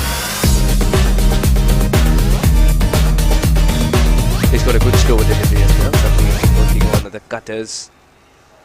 But it's just that it's a rare commodity. A left arm seamer itself is a rare commodity. Last time you and I were calling a game with... Well, Pakistan had all those left arm quicks. There you go. Yeah, they did. Now you are a mind reader too. When I was growing up, there weren't too many really quick left armers. I remember Jeff Dimmick, who was from Queensland, from Gladstone originally, a school teacher, made his debut for Queensland in the late 60s or early 70s in his mid-20s because he got his school teaching career going, and he was medium pace. He was military medium, and he went to India in 79 and he learned to get an outswinger. And that's when he managed to play the best couple of years of his international career by getting an outswinger. But he wasn't quick. And most of the left armers when I was growing up in the 70s and 80s as a child, in my pre-teens and teenage years, were not quick at international level. But it's only been Dirk Nannis and Wasim Akram and now Mitchell Stark and Mitchell Johnson and obviously Shaheen Shah Afridi. All these left armers now are very, very quick. Muhammad Amir, who we saw at the ACL, another one. Absolutely, and then we sort of saw him work his magic in Bangladesh as well after that tournament. Yes. Mandroop is working his magic here, not giving away runs. One of the best attributes to have as a bowler in this game is being miserly. But that's only as a bowler. Well, he's just giving them nothing to swing at, isn't he? Just a hint to swing to generate the outside edge as well. I just love this kind of military medium pace. And the opportunity is created. It's begging to be taken, but will land safely. And the thumbs up from Mandroop Singh. Usually you see the bowler throw his arms up and wonder why he didn't land in the lap of any of the fielders. But look at Mandroop. I'm telling you, he's a monk. I think that got onto him quicker than he anticipated then, Thivy. And it just went straight up and down in the air, but luckily for him, it landed safely. He picked the gap. Oh, takes a hand off the bat. Didn't have control of that either. Oh, what a return. Is that out? Looks to be. He's using every inch of his body to drag himself back in there with a dive. But I don't think he's done so in time. The direct hits are always tricky. And the Indians are buzzing right now as he sends a wicket. Amazing. Well, we saw a very similar, when I say similar, that one threw virtually all the stumps out of the ground then. And the one where it just knocked off a bail and came out of nothing, that also came out of nothing as well. But just panic from the Sri Lankans because they're not getting enough runs at the moment, Suhas. He's hardly made it to the frame. Can't even see him. Hardly made it to the frame. He was searching for the umpire there. But the appeals heard, mind you. Brother, the appeals heard. 11 for 1 now. Very soon the wickets column will start to tick as a confirmation will come through. The batter has already made his way to the hut. Vitham.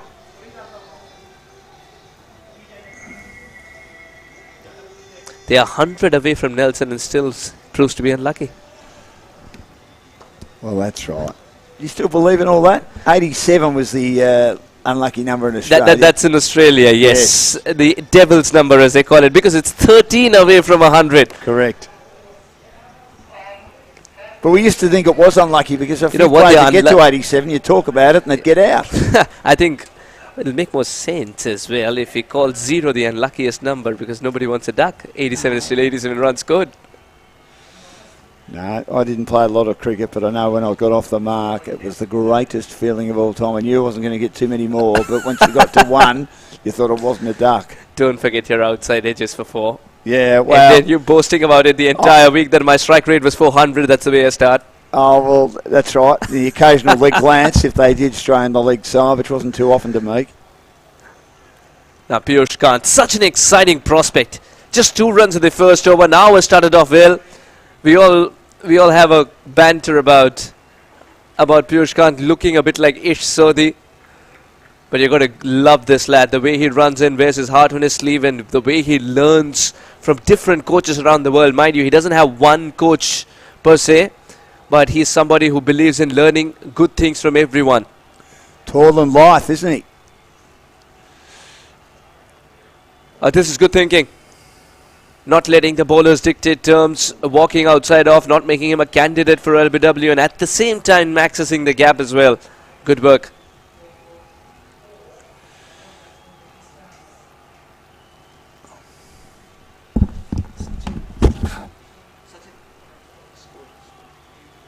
So it is 1 for 12. This is the 4th over. And Odil Pereira.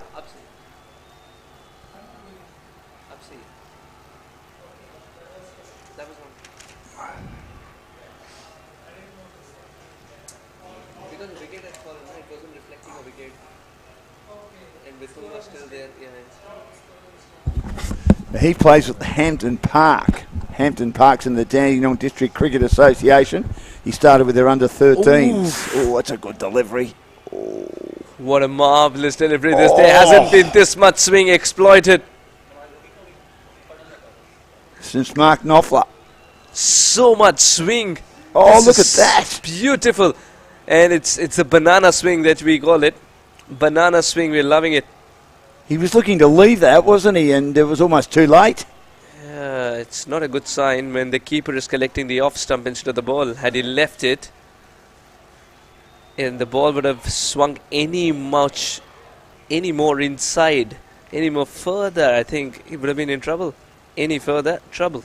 That run rate climbs at 9.15. Still a long way to go. They've only lost the one wicket, but they just haven't looked like getting going yet.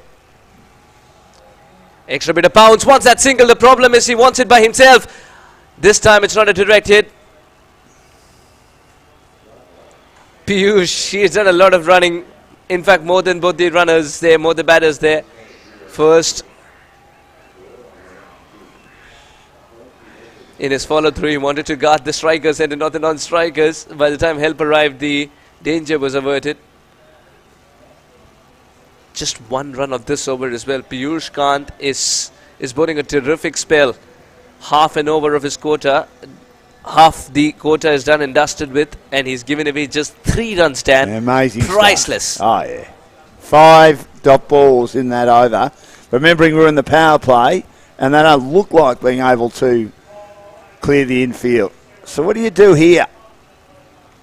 If you're man Roop, do you take Piyush off? Does he take himself off? Well, he's answered that question by taking himself off and brought on Manraj, who is involved in a good partnership with the bat. Manraj Kalon made 26 like Manroop. He's given him width, and width is something that he thrives on. No, that's not a good delivery to start with, and Manraj Kalon has realized that immediately. That went quicker than anything. And what was so good about that shot, it was wide of the off stump, he didn't move his feet, was there weren't a lot of gaps between backward point and cover point, but he picked it. He picked it. Manraj Kalon. Thivi, he moves to 8. His reply is much awaited. Thivi is going to bounce on anything that's short and wide. A well-built Thivi. This is fitness is become an integral part, especially with the amount of cricket being played, not just the level. A good comeback by Manraj, testing the outside edge of the bat and the shoulder of the bat. He needs to move his feet a bit more, doesn't he? A couple of occasions. I know the previous shot worked beautifully. He didn't move his feet. He just hung the bat out to dry. And that occasion, he looked like he was trying to work it through the vacant slips region and played over the top of it. Dan, I think Thivi doesn't believe much in footwork. He believes in fireworks. And having the eye of a dead fish. It's working for him, as we were just discussing, especially in this format of the game. The coaches just tell you, do what works for you. Correct. We were just talking about the bowling, weren't we? Yep. There's only so much tinkering that the coaches can do as well. What a good comeback Manraj Kalon's had here. The one that comes back in sharply has got Thivi in trouble. I still think, though, Suhas, when it comes to batting, you need a technique because you're coming up against bowlers who've got great skill. So, and the wicket mightn't be favouring the batters either. It might be favouring the bowlers. So you've got to be able to have a way of playing back to one that's short, being able to drive when you have to, front foot forward. I know having a good eye helps as well. Oh, shot. Like that. Shot, hand-eye coordination will do the trick. It's going to fly away to the fence. He's made up for the 2-dot deliveries as well and send a statement to Manraj that if I score runs in this over, it's only in the form of 4s and 6s. What do I know? Here I am just trying to espouse my views on cricket, and I was a very poor cricketer, and then he goes out and does that with a massive hoik over mid-wicket. Great shot. Great fielded. Well fielded by the head coach, Nathan Reardon. Nathan. Yep. We had a lot of fun chatting with him as well at the ACL, the senior side. He did. He made a terrific Watch out for this man. half-century. Yeah, terrific half-century indeed, and at a difficult time when Australians were struggling. They were trying to find the W in front of their name. Just haven't been able to get the right formula in that competition yet. The Australians. Absolutely. It's good that Ben Lachlan and Nathan Reardon, who've played for Australia, managed to play in that tournament. Then Lachlan took a break for one of the games. Yeah. Well done. He's always flying. Sandeep is always flying. The quickest of the lot. 5 overs gone, 22 for 1. He asked me to get out of the way when I went out to have a look at the pitch, which looks good. A little bit of green tinge there, but not much. And he just said, "Hey, brother, move." He was going through his practice. Here I am in the way again as usual. They should call me pothole. I'm in the road. And here, just standing right in front of him as he was going through his run-up. Again, an example of a batter not putting his bat down like one of the Indian batters did earlier today and was run out when that ball just touched the bail. It was an extraordinary direct hit run out, that one. There's Harry, the big boss. Just loves his cricket, doesn't he? Absolutely, and he's the reason that ACL's growing from strength to strength. And also the fact that now different age groups are involved. Cricket is thriving. And what I love about ACL tournaments, be it the under-19, the senior tournament, is that it becomes an amalgamation of cultures, doesn't it? Yes. It's just a reflection of what the Australian society is. Well, I mean, in Melbourne, again, I'll use the Sri Lankans as an example, and even the Indians, they play a winter T20 tournament. We called the grand final last year for the company I worked for in Melbourne, Game Face, and they wanted us to do it in late July at Cranbourne. They'll play cricket all year round. All year round. They play Sunday comp, which we called. They play a Saturday comp. I think there was even a couple of matches that the Sri Lankans played, a couple of very big schools in Sri Lanka that the alumni, so the ex-students have played in Sri Lanka for many, many years, and there's a lot of those students now living in Australia. Mahanama College, one of them being one of them is College, yes. Richmond College is the other one. The other one. Correct, and they've even started playing them in Australia now. Interesting. I called that match in late March. There was a veterans match, or a legends match, probably with the greatest respect to the players playing a veterans match, and then there was the young guys that play a lot of cricket now. It's terrific. The conversations that we've had in the last 15 minutes, one thing that still stands out is Sandeep calling your brother and not uncle.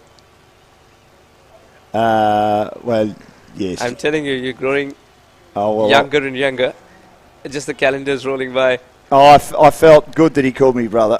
If he called me uncle, I would have thought, well, that's fair enough too. I'm old. I'm 54. Still 18 at heart. I'm waiting in the queue today for that plane. My back was nearly seizing up. Anyway, we made it safely. 2 runs at the first ball. Extra bit of bounce for Pratham. He's tall, isn't he? That's a full toss, that one. Again, is someone who relies a lot on discussing with the seniors. Pratham. I just wish that they've got a guiding force in a coach, you know, be it Pratham or be it Piyush.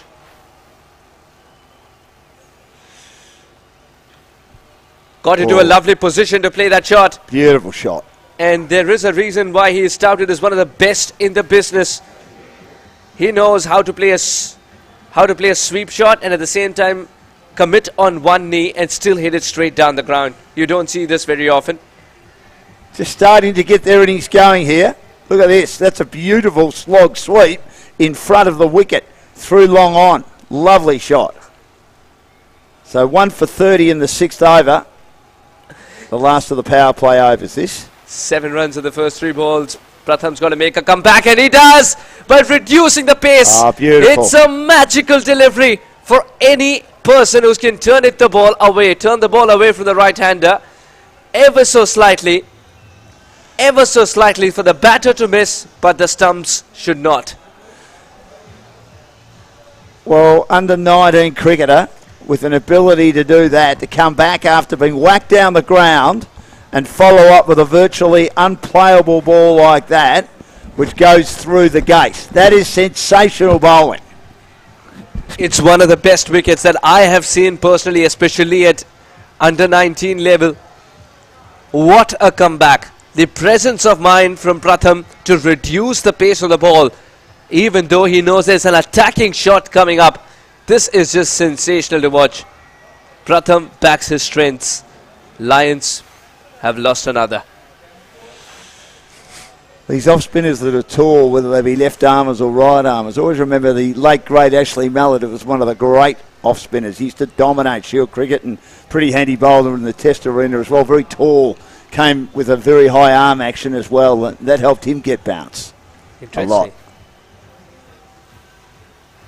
We think of Anil Kumble, who was almost in a slow medium pace style, wasn't he, with his reasonably long run up. Started off as a pacer and something's just stuck.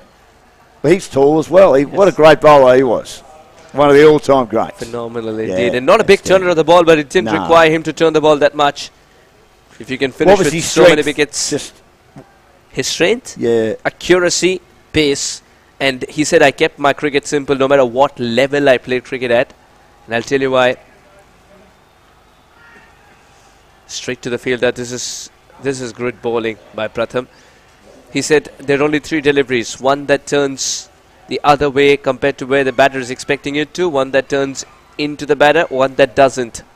And he played with all 3. And those are enough to survive for so long at the international level. That's how simple he keeps it. Aaron Avasakara is the new batter for the LANKAN Lions. And look, that was an excellent delivery there. Again, it was the high arm action, being tall as we said, and it dipped on him appreciably, and it took the outside edge of Avasakara's bat. So they're at 5 and over, and the run rate rising to 9.5 now, 2 for 30 in 6 overs.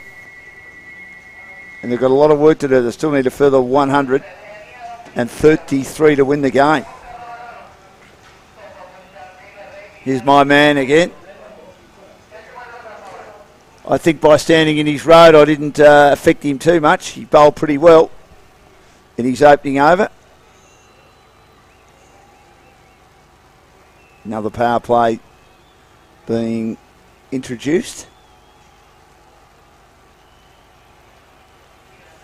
Sandeep Nishad.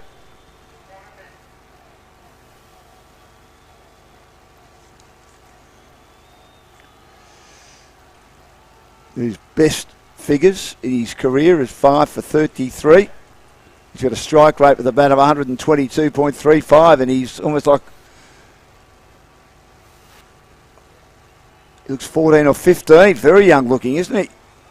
Then again, they're all young looking to me. Suhas, so Sandeep in again. Skidding action, isn't it? Pushed into the offside, and they get a run. What's that? Right. There's a reason he did that, because he is someone who's so exuberant. He is a live wire on the field. Can contribute with the bat as well, and now with the ball. He's equally effective. He's just. Ask him, what's your favorite delivery? Is this the Yorker? Well, that one's feel for a catch down the leg side. It's out. It's out, and I don't think Aaron Avasakara is very happy about that. I thought originally it was going to be down the leg side and called a leg side wide. He's not happy at all, Avasakara. He thinks it might have been off the pad. The finger that matters. Let's have a look. Yep. And he's got to make the long walk back. It's not the ideal way to get out. We can understand that. I think there was a gap between bat and ball then. Sometimes the bowlers appeal to throw the umpires off as well, isn't it? So that their arms do not go wider. They thought they might have heard the bat up against the pad, but even then it looks like a gap, Suhas, doesn't it? So 3 for 31. Let's have a look now at the replay.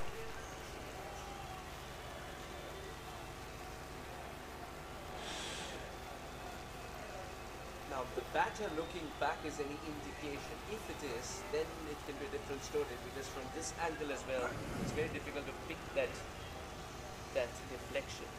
I think generally if you strangle down the leg side, you know when you're out. I've seen players strangle down the leg side. Coley, even recently, Bubba Azam, they know they're out. They know they're out. And they hang their heads in shame because it's one of those dismissals they shouldn't get out on. But I think that young Aaron Avasakara knew he wasn't out. What was more concerning to me is the fact that this can be very convinced.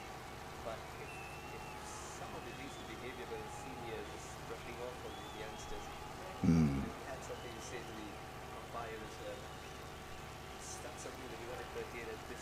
Oh, no doubt, no doubt. And I mean, he'll be spoken to about that. He's obviously disappointed. The game means a lot to him. The umpires do the best they can. It's great to have the umpires here, and we've got 3 umpires that are going to be fantastic for the tournament. Look, I certainly understand, but you probably know, as I say, in a situation like this, Suhas, that with that leg side strangle, that you know whether you've hit it and you know whether you haven't hit it. And Aaron Abasakara obviously didn't think he hit it, but again, I agree with you. You get some good decisions and you get a lot of bad decisions in this game. I think at the end of the day, they all even out.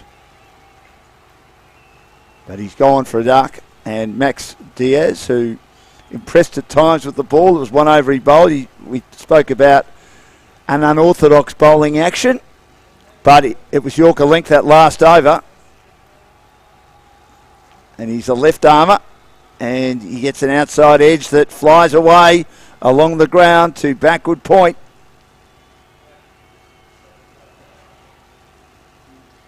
And he gets off. No, he doesn't get off the mark. I thought he might have, but it travelled a bit too quickly. Sandeep Nishad, what a terrific performance this has been.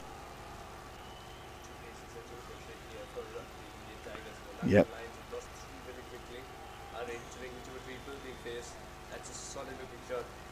Well, he drops it away into the offside. Tippity run, as a friend of mine would say, when it comes to T20 cricket, it's tippity run. We used to play it in the backyard or play it at school where you just had to run, no matter what.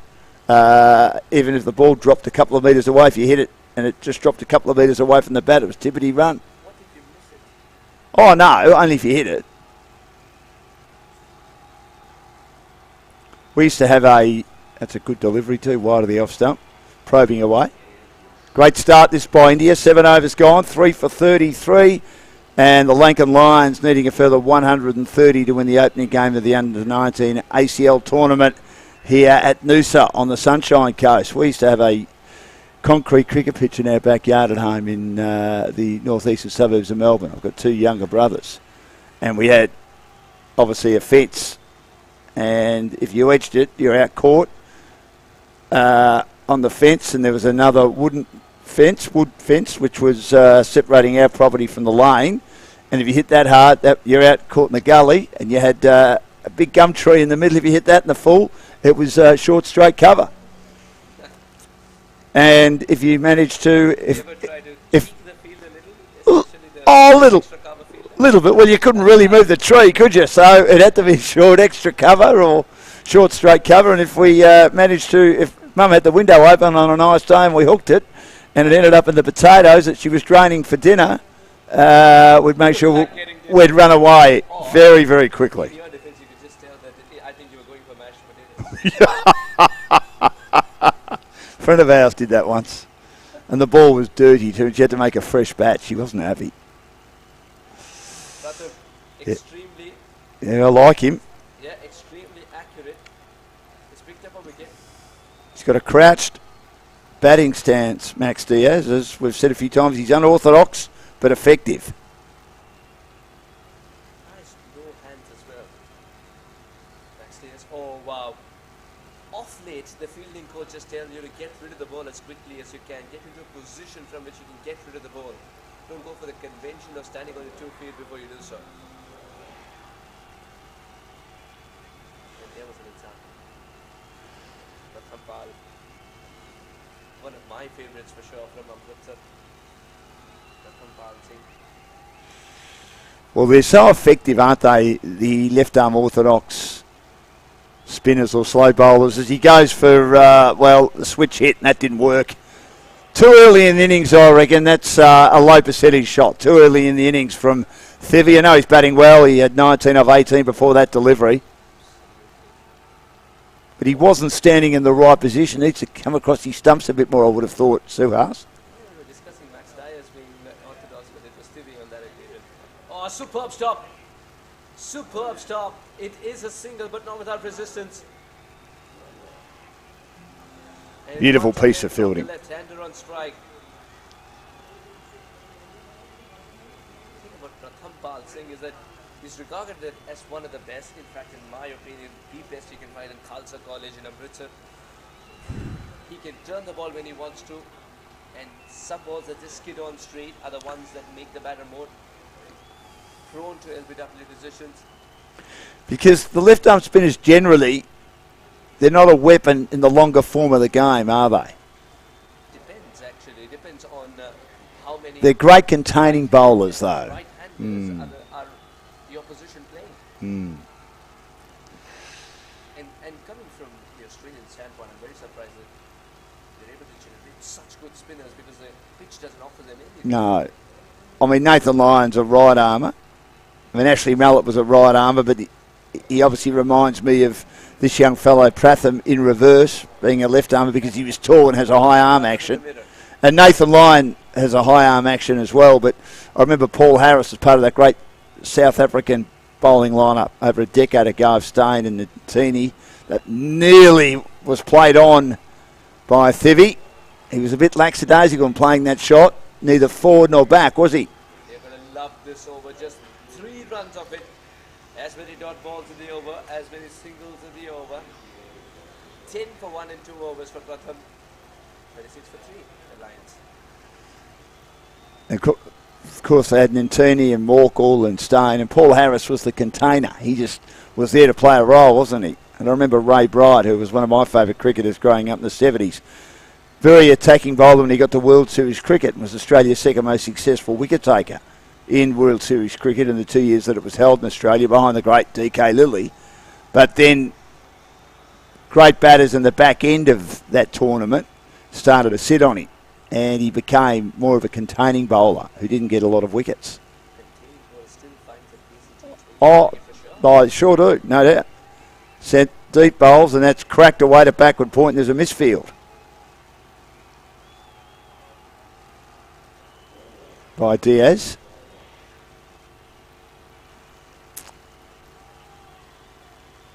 So we're sort of closing towards 2 runs a ball, aren't we?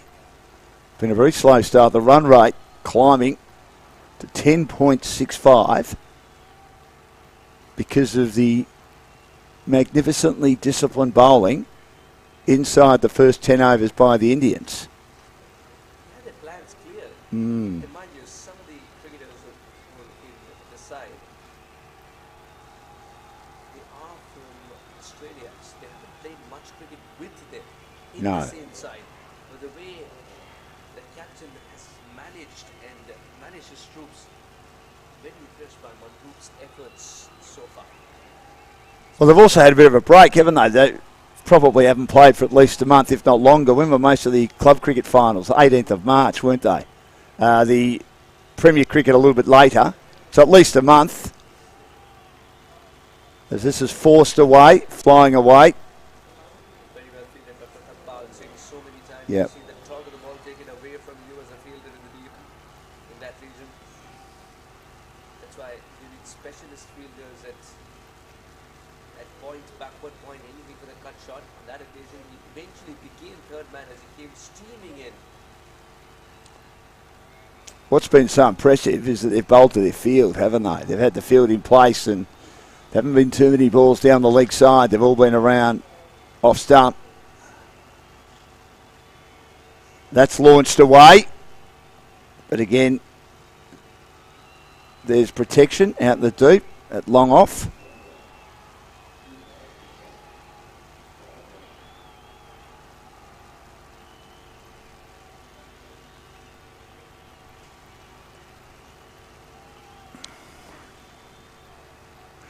So far so good for Sandeep Nishad. 4 singles in 4 balls. Which is exactly what he has to keep doing. Suhas, that's a good shot. Nice square drive, but again, protection out in the deep on the offside at deep point. The requirements crept up to 10 point. Yeah. Along the line, they're going to find a break free over. Something that reduced the required rate to 9 perhaps. See, in the back end of the Indian innings, they had a couple of overs where they'd get 10 or 15. Then they'd have a couple where they'd lose wickets and there'd be less than 6 and over. But because they had the 10 or 15 run overs, it kept them around 8 and over, which is what they've got for Sri Lanka having to chase. They haven't had a big over yet. This is good thinking. But will have to settle with a single. Good all around once again. The tap and run seems to work. 9 over score. 42.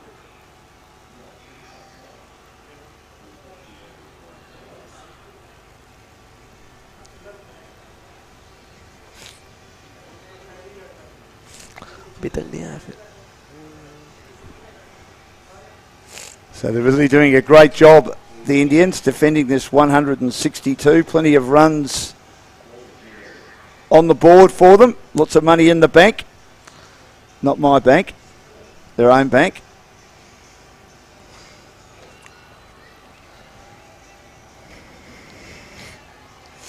Another bowling change here. But Thivy doing a good job to get 23s. We see the Australians going through their pre-match warm-up. Many of them from Queensland, club cricket and grade cricket. A few from New South Wales. This is Dilraj Singh.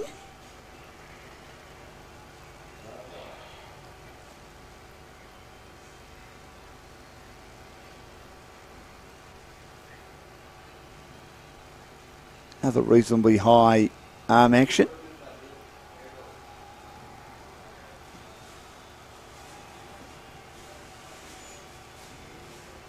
Dropped away into the onside, and the field's so deep on that onside, as we often see going into defensive mode, Suhas, at the halfway mark of a T20 innings. Not that they need to be on the defence too much, the Indian Tigers. Lankan Lions bat very deep, and they've got to believe in themselves and get that big over. And Thivy can be the man to do it for them. 24 to 25, the captain. Dilraj Singh.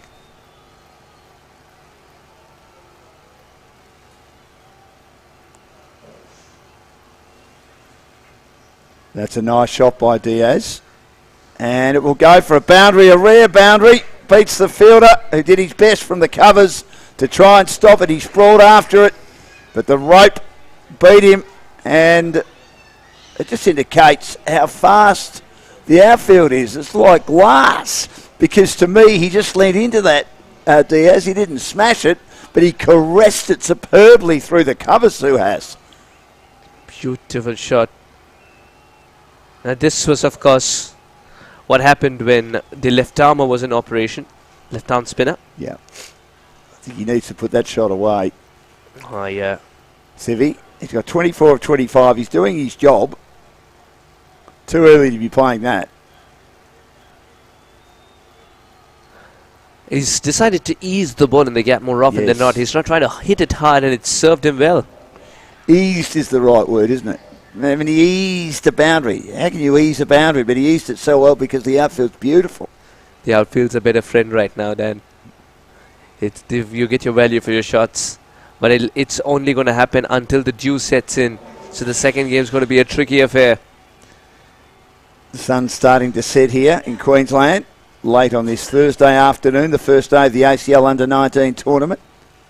So far, Dilraj has come back well, and just as we say that, a delivery that he's not going to be proud of. Not even the keeper could tame it. A single's taken. Meanwhile, 2 runs in the ball will not be counted. Did he get bat on that and play that out of the wicketkeeper's gloves then? Obviously not, because it wouldn't have been called a wide if he had got bat on that. The reason it went so far is because it got the keeper's pads. It hit his pads. Right, okay. Now that single again, a denomination that India don't mind giving at this stage. 50 comes up for the Lankan Lions. That's after 3 jolts. But the 50 has come up. It'll give them some confidence. And the captain scored majority of the runs in that 50. 51 for 3. 1 ball to go at the halfway stage. Lankan Lions will have to regroup and tell themselves that 112 in the last 60 is going to be a tricky affair. Someone's got to take the initiative and not leave it too late, Dan. Well, this, to me, is the most expensive over so far, and they need a few more of these in a row without losing wickets. These two are starting to push together a good partnership. and just get that run rate going and scoring off every ball, but they need at least a boundary, don't they, in every over, if not two, which, as I said a bit earlier, the Indians were able to achieve. So halfway mark, 3 for 52 now, a further 111 needed in 60 balls, and the run rate is at 11 now. So it's in not insurmountable territory, but approaching, in my humble opinion, insurmountable territory at the halfway mark. Coming up next, of course, the Pakistan Sultans to do battle against the Australian Kangaroos, coached by Nathan Reardon, who played a couple of T20 internationals for Australia. Look forward to seeing how both teams perform tonight.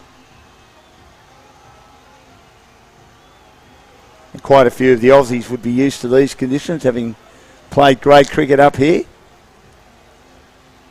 Whether it be on the Gold Coast, whether it be the Sunshine Coast or in Brisbane. Although it's a very, very humid heat that they have in Brisbane for the cricket season. You could just stand there for a minute and you could perspire like 10 men and not do anything. And the Aussies, that haven't been my best friends since I've been here, they'll be all over you like a cheap suit. Not that you wear cheap suits, Suhas. You're a very well-dressed young man. This is flicked away nicely. That's a beautiful cricket shot. I love the way the players of subcontinental background play the wristy shots. We spoke about it at the last tournament we did together. VVS Lakshman, he was the king of that. The king. I'm surprised that you remember so much of the last tournament. I'm telling you very honestly, in terms of the conversations that we had, because you're speaking verbatim. Just making sure. Oh, no, I didn't bring my car keys with me. I left them back in Melbourne. I can remember miscellaneous information like that. Here's Sandeep Nishad around the wicket to the left-handed Diaz, who drives fluently with another square drive, getting a lot of his runs out to deep point. And playing well now. He's into his stride. Played a role with the ball, as we mentioned. That great last over where he bowled predominantly Yorker length. And now 13 off 13. His strike rate at 100. But Thivi needs to probably be there now. They need a big score. No one's got to 30 yet in this match. The Indians had a lot of players get into the 20s. The Indian Tigers. Manroop, the star, 26 off 10. Their skipper. 109 and 58. It's getting tight. Thivi has got to take the bowlers on. But if that's the delivery, he needs to stand on the first floor to even attempt a shot. No ball. Free hit. I think Sandeep Nishad was trying to bargain for a wide. Could you say the fact conditions might be getting a bit dewy as the sun, I said earlier, setting here in Queensland, that could have nearly slipped out of his hand? Or did he mean to bowl it a bit differently than it came out? The dew factor is going to take in, and no cricket kit in this ACL under-19 is going to be complete without a towel. I don't think it's already started to set in. Sandeep, I think it was an extra delivery. It was an effort delivery from Sandeep. Oh, that's gone through. And it will reach the fence as well. It's Sandeep's pace, nothing else. Trying to ram shot, but again, that wasn't the right shot to play. Because it wasn't elevated enough, the delivery, and he came right across his stumps. He exposed all his stumps. He didn't get the execution right either, Sandeep Nishad. Extraordinary delivery that, being of course a ball that wasn't going to produce a wicket, being a free hit, and that's why he could play a shot like that. But he's already shown what he's capable of doing, moving around just like that. And then he plays a cricket shot like that with the rolling of the wrists. Pure cricket shot. I think he's been reading the supplementary sheets of the textbook as much as the textbook itself.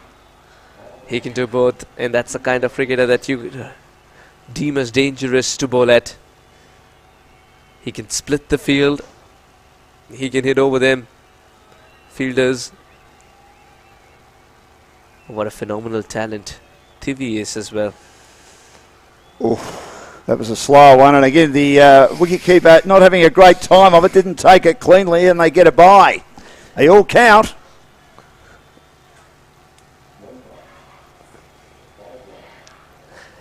The problem was not that he missed the ball. The problem was he was searching for the ball after he missed it. And that allowed enough time for the batters to come through for a single. 11 overs gone. No, one more ball to go. There've been a couple of leg byes and a no ball in this over. It's the last ball coming up. 11.1 now, the required rate. Once again, getting into a beautiful position to make leg side more accessible. A single to retain the strike as well for the captain, Tivi. 62 for 3. Look, totally different plane. And he's only a youngster. But there's a bit of similarity between Thivi and one of the all-time greats of Sri Lankan cricket, don't you think? Mahela Jayawardene. Just the way he looks and the way he plays and that wristy shot moving in his crease. Look, if he turns out half the player that's Mahela Jayawardene. Now, he doesn't look much like him there. He looks a lot more lithe and skinny. Not that Jayawardene was too stocky, but just the way he plays his shots, particularly that wristy shot through the onside. There's a bit of Mahela Jayawardene in him, if you know what I mean. Or is it right over your head? And I can understand a lot of what I might say, Suhas, will go right over your head. No, I'm just thinking because Mahela was all about footwork. Mahela will reach the pitch of the ball and Thivi will not and still be so effective. So that's the only thing that I'm thinking about. No, fair enough. But the way he completes the shot, there is a clear reason why you say that. The follow-through looks so similar. Here's Aurora.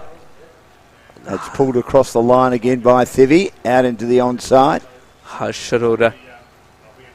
No, I was happy.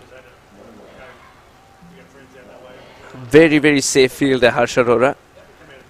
And one of the best when he's off his own bowling. One of the best fielders like any other bowler will be. Good variety of bowlers in this team, haven't they? It's good partnership developing here between Diaz. Not in good control there, Dan. He pulled it, and I think was trying to pull it through the onside and basically swatted it. When I say through the onside, square of the wicket. And as Nathan Reardon said, boundary's a very short square of the wicket here at Noosa.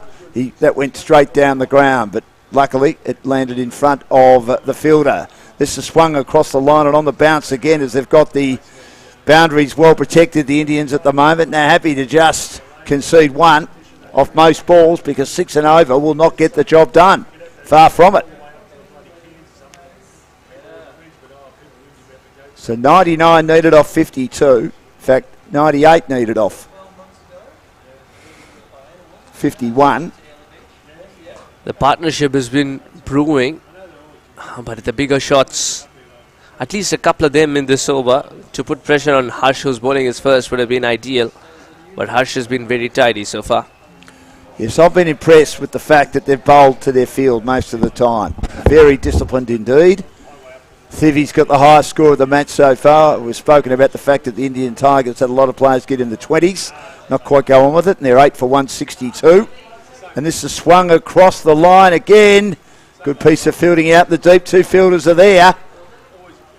And they combine, despite the fact there was a slight fumble. It didn't cause too much trouble. He played that well enough probably to get to Thivi, and he does. And he's 32 off 34, so he's going at just under 100% with the strike rate. Same with Max Diaz.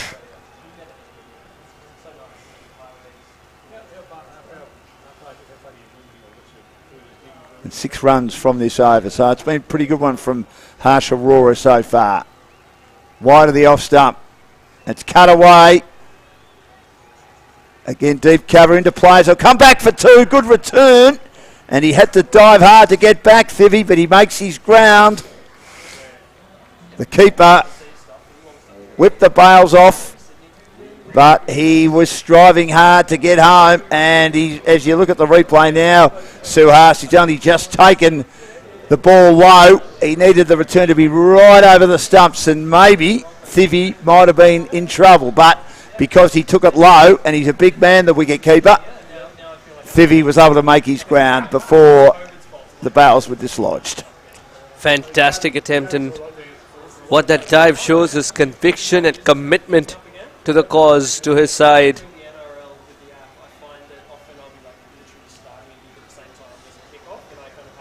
$70 for 3. 34 off 35, 15 off 16 for the two batters. Need a big over here, the LANKAN Lions. They need a couple in a row. Because the run rate really hasn't got beyond, that is, the run rate they're going at, hasn't got beyond 6 too often at all because of the tidy bowling, and Sandeep Nishad has been one of the reasons for that. He'll be bowled out here, as you can see, 1 for 14 from his 3 overs. The young man bowling to Diaz, square drives, but fielded at deep point. That was travelling too like a tracer bullet.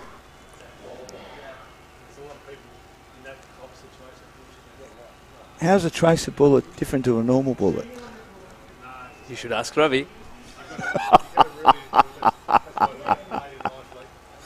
16 off 17, 34 off 35. That's what we call, in Australian terminology, as a handball. That's a great ramp shot. There, he played that correctly. He got that one right, finally. They get a rare boundary as he spoons it over the wicketkeeper's head with wonderful rolling of the wrists, shifting in the crease, picking the right delivery, Suhas. Well played by Thivy to go to 38 off 36. Now is the Yorker coming out of Sandeep's pocket. He's got a lot of them in his kitty. Could this be the over where maybe the LANKAN Lions roar? Oh, good ball. Yeah, terrific. Had to check his shot, but still it's still not got a run. ball. Yeah. Yep.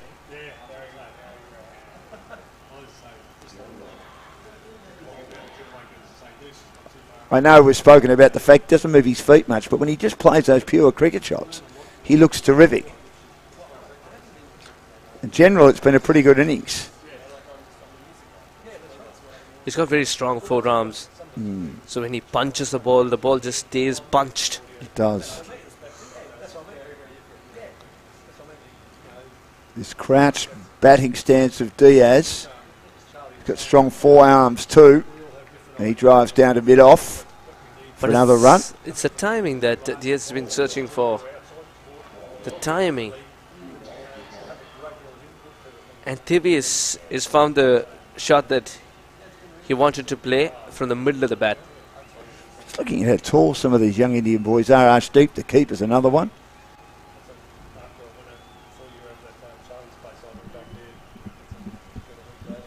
Once again! Yeah, that's a good shot.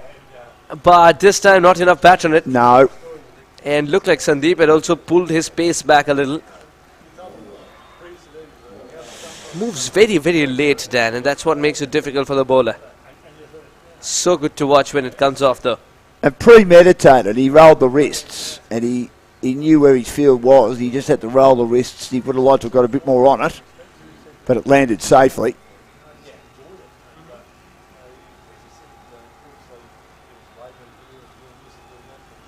Eight runs from this over. Whack down the ground and safe again. Mid-off too deep. You can hear that in our sound effects mic. I don't think he got all of that. But 9 runs from the over and it's 3 for 78. So, or 3 for 79. So they need 84 off 42. It's almost 2 runs a ball.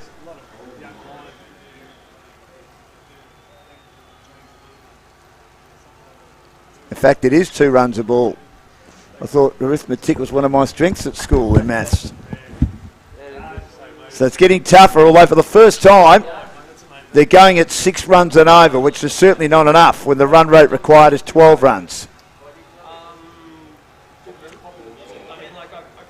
Thivi, though, with the highest score of the match so far, 40 off 38. Max Diaz, 18 off 19. And Puyush, who was outstanding early days, bowled 2 outstanding overs to kick off the innings for the Indian Tigers, coming back into the attack.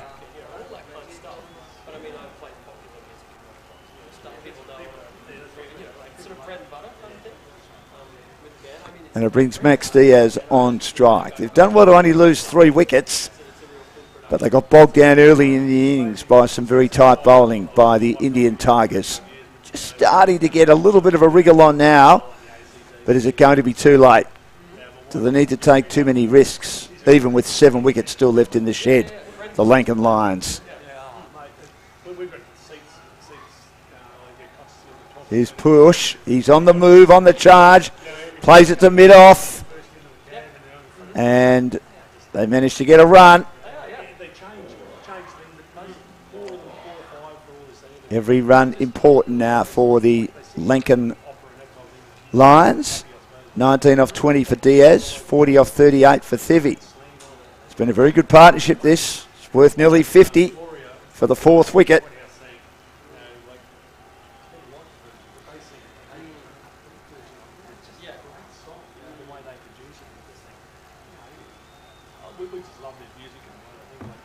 And Push can't. Still got one more over to go after this. And again, he's on the move and he slams it away with a flat bat pull in front of the wicket to long on. Push sort of followed him then because he was heading towards the leg side to play that shot. Thivi. And he's now 41.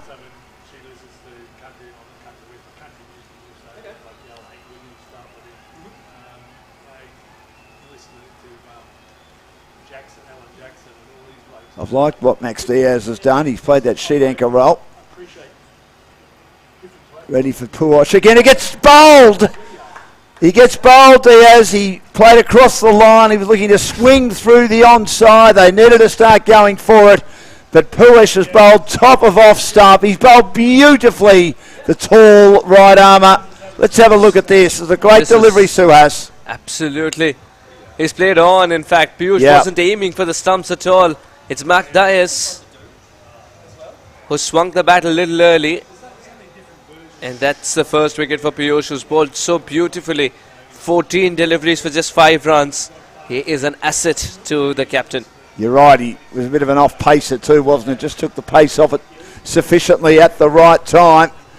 And he did his job though, Diaz. Well done. He batted well, giving Thivi good support.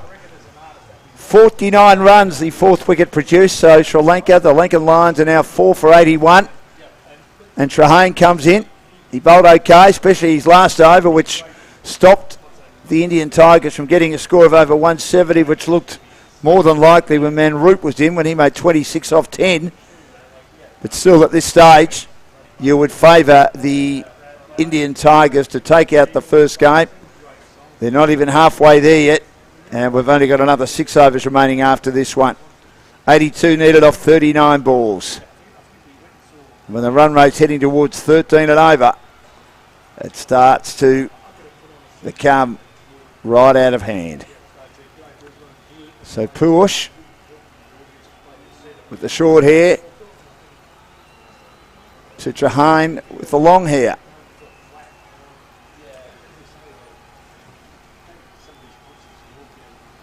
It's a cross-seam delivery coming up.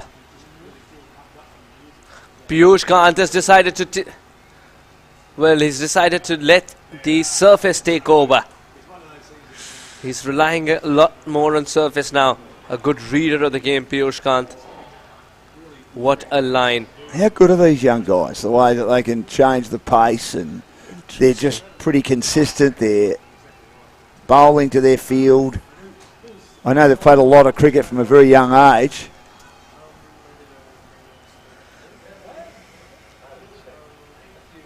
A lot of the learning happens very quickly in India.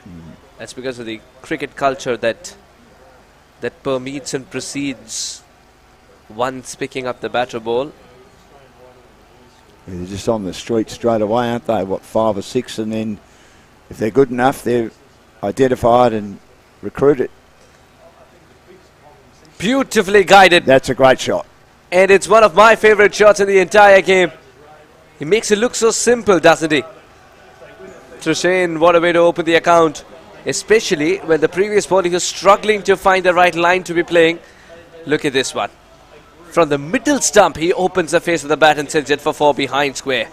And it was a Yorker length ball. It wasn't a bad delivery. Nothing wrong with the ball. It was just the shot was just executed to perfection by Thivy, who's got 45 off 40 and is on track. This could be the commentator's curse, though, Suhas, to be the first player to get to a half century in this tournament. 1 ball remaining. And again, he moves in his crease, comes across to cover just the off stump and expose the middle and leg and drop it away, punching down the onside for another run. And it was a pretty tidy over.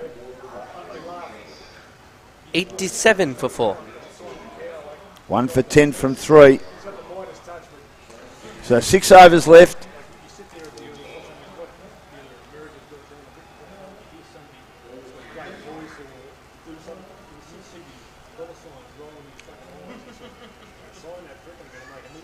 Well done to Thivy. Played really well for Sri Lanka, but the Lankan Lions, they just were held up early by this brilliant bowling by the Indians.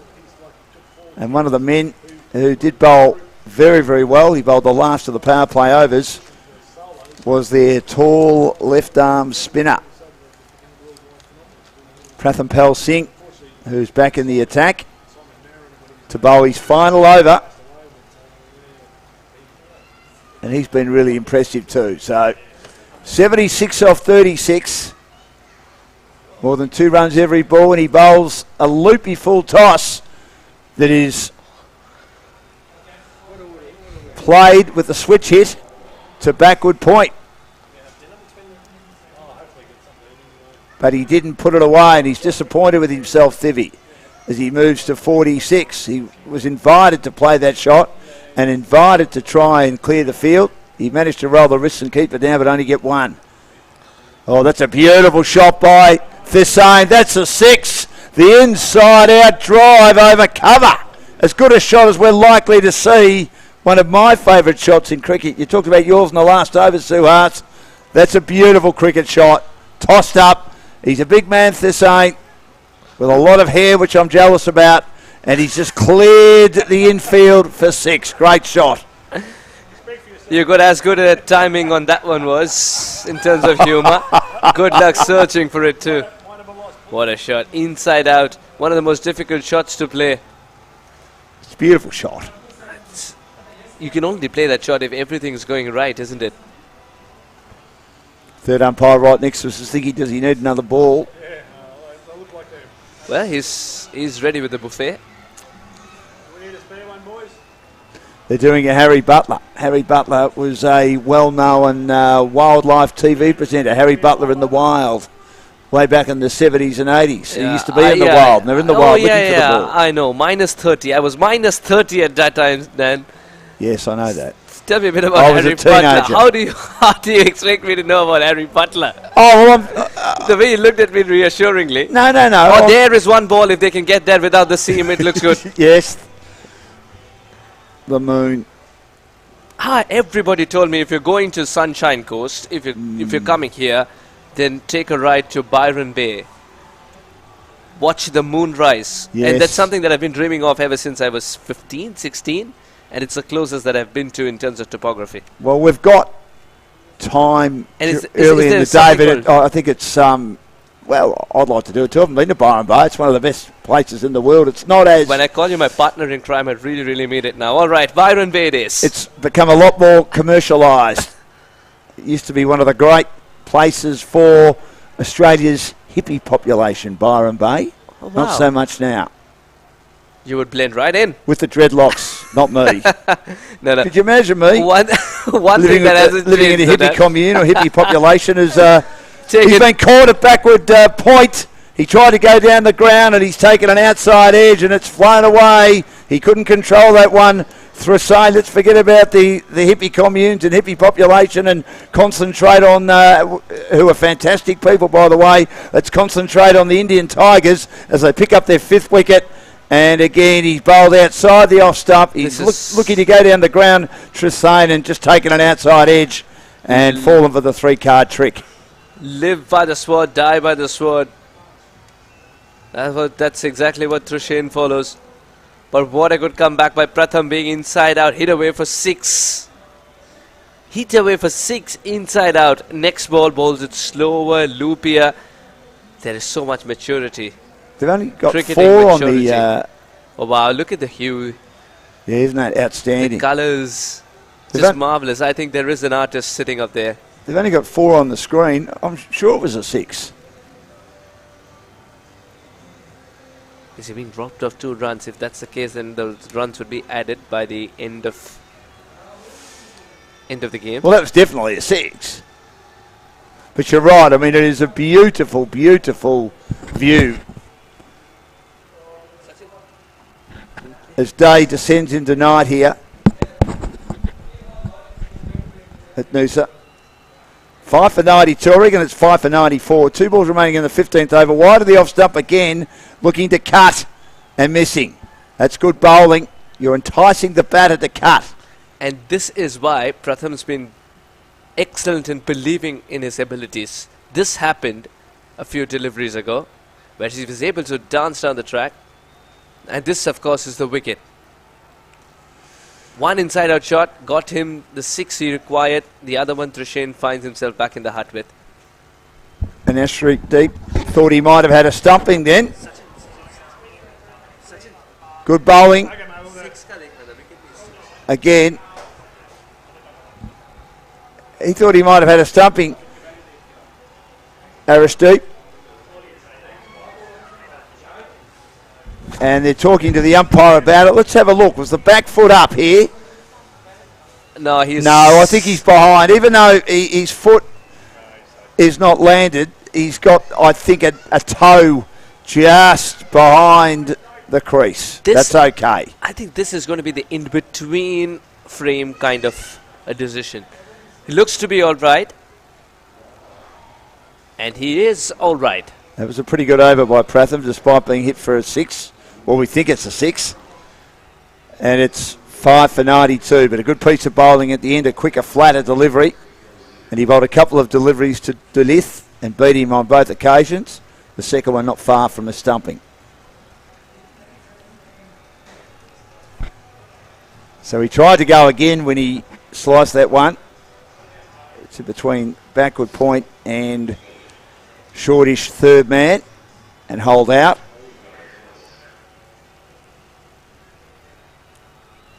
So 71 needed off 30 balls. Would be a miracle now, wouldn't it? Suhas, I would have thought. 71 of 30 with Tivi being there.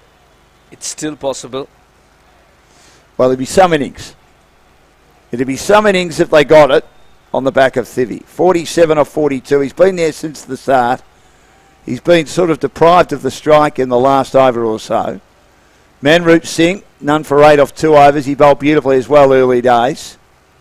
With Push, the opening spell has probably played a big part in why Sri Lanka have been on the back foot in the run chase of 163 off the 20 overs right from the word go. The run rate now is at 14.2 required. And this is swung away down the ground, but on the bounce. It's a long on. He'd be happy with that. He can concede 6 runs and over every day of the week. The captain of the Indian Tigers, Manroop Singh. Who might be in contention for man of the match. 26 off 10. If he continues to only concede 4 and over, none for 16 or get a wicket.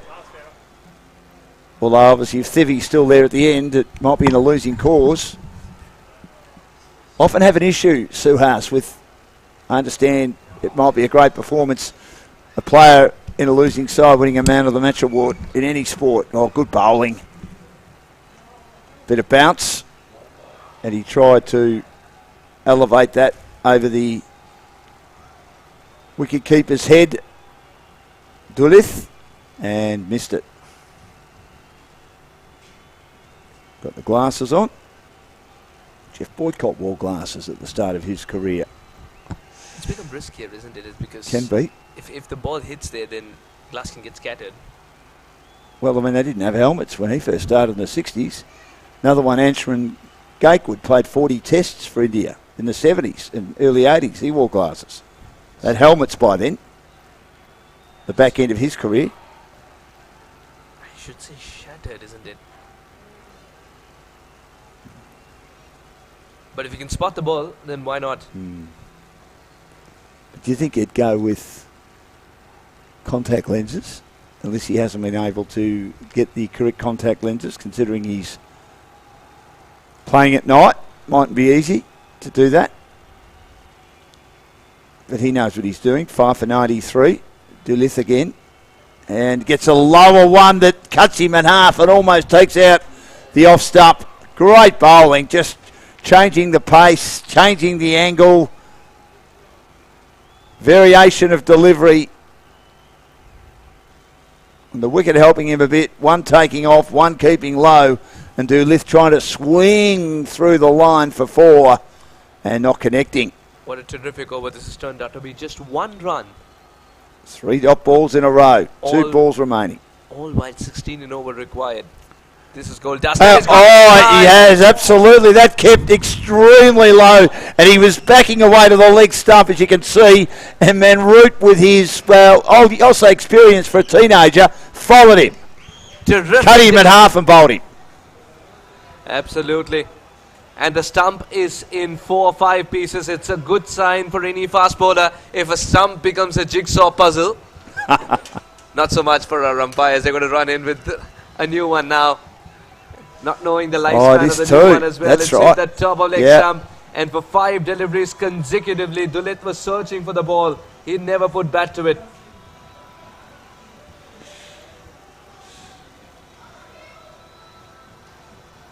I mean, he's a young man. That's experience, isn't it? That's a big call to say that. He's still learning the game. Imagine how good he could become. But how experienced was he? I know he's probably a tail ender. It was low. The ball was low, of course. Yes. And Duluth's a tall man himself. He expected extra bounce and jumped, which made it worse for him to put bat to ball. And the next thing he knows is the top of leg stump is missing. Remember, it's not the base that the ball has hit. It's hit the top of the stump at some height. It looked that it was lower because the tall man was jumping. What an over from Mandroop. Definitely a candidate for the player of the match. Runs with the bat. Wickets with the ball. And captaincy has been brilliant to watch as well, Dan. Here's Fernando. You just can't get much of the strike at the moment, Thibby. 48 off 43. And that can be fraught with danger in cricket when you've been in. You've looked good. You've generally played well. Couple of poor shot selections early days, but then you are stranded at the other end when the other batters, the lower middle order and the start of the tail, are struggling to get bat on ball. You need to be there to try and see if you can give them any chance, but it's getting away from them now. Run rate required, nearly 17. It's 4 boundaries in a single. It's easier said than done, of course. Last ball of the 16th over. Manroot bowls. This is high in the air, should be comfortably taken, and that was one short of a length that flew a bit more than Sujan anticipated and gets a top edge. In fact, Fernando anticipated, and it flew to the wicket keeper, who takes an easy catch, and if he hasn't got man of the match parcelled up, well, he's not far away, Manroop Singh. 2 for 9 after 3 overs. And what an outstanding over that was. Fernando out first ball. He'll be on a hat-trick when he comes in to bowl his next over. Unless they lose the last 3 wickets in this over. We hope they don't. We'd love to see him have a go at his hat-trick. Talking of hat-tricks, the man on your screen right now, Pratham Pal, he's got not 1 but 2 hat-tricks back-to-back in 2 matches. Really? I do not see this happening very ubiquitously, and I do not know a story where it's happened before. Hat-tricks in back-to-back matches. Phenomenal. Yeah, no, I can't remember that. Didn't Lasith Malinga get 4 wickets in 4 balls in the T20, and he might have... He got it in one T20, right? Yes, yeah. The next T20, the immediate T20 that he played, he didn't get a hat-trick, correct? Correct. So... That's amazing, it's a different story altogether. Yeah, I know.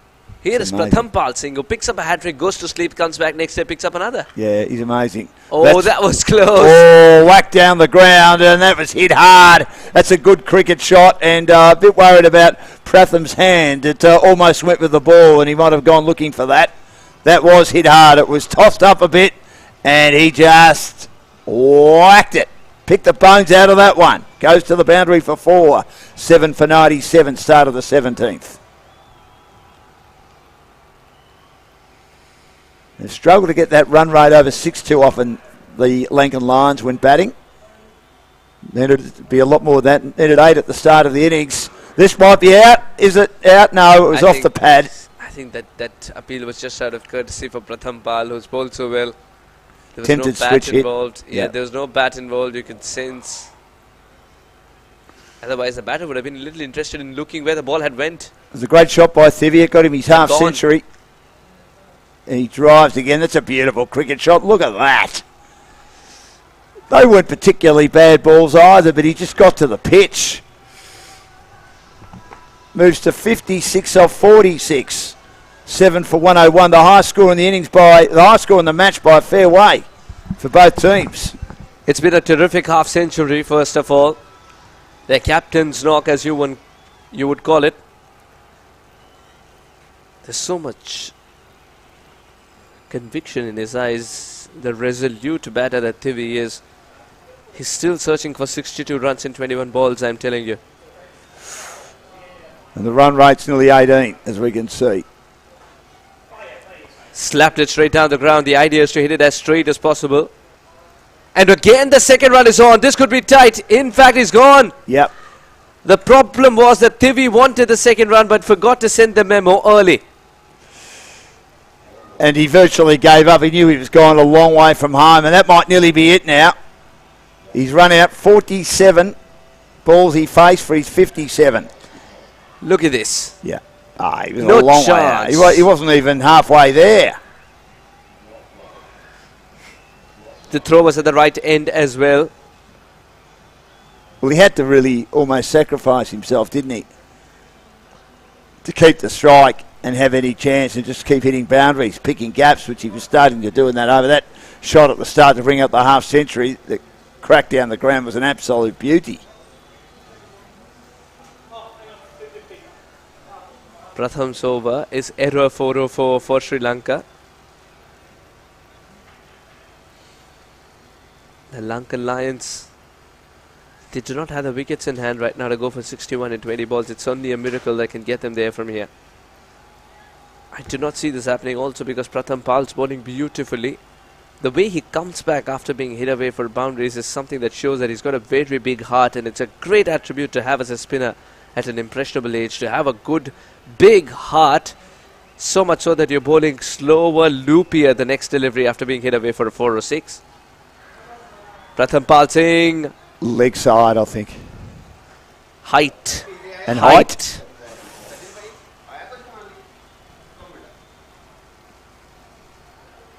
Yeah, he had come across to the leg side and he exposed middle and off, hadn't he? Coffee.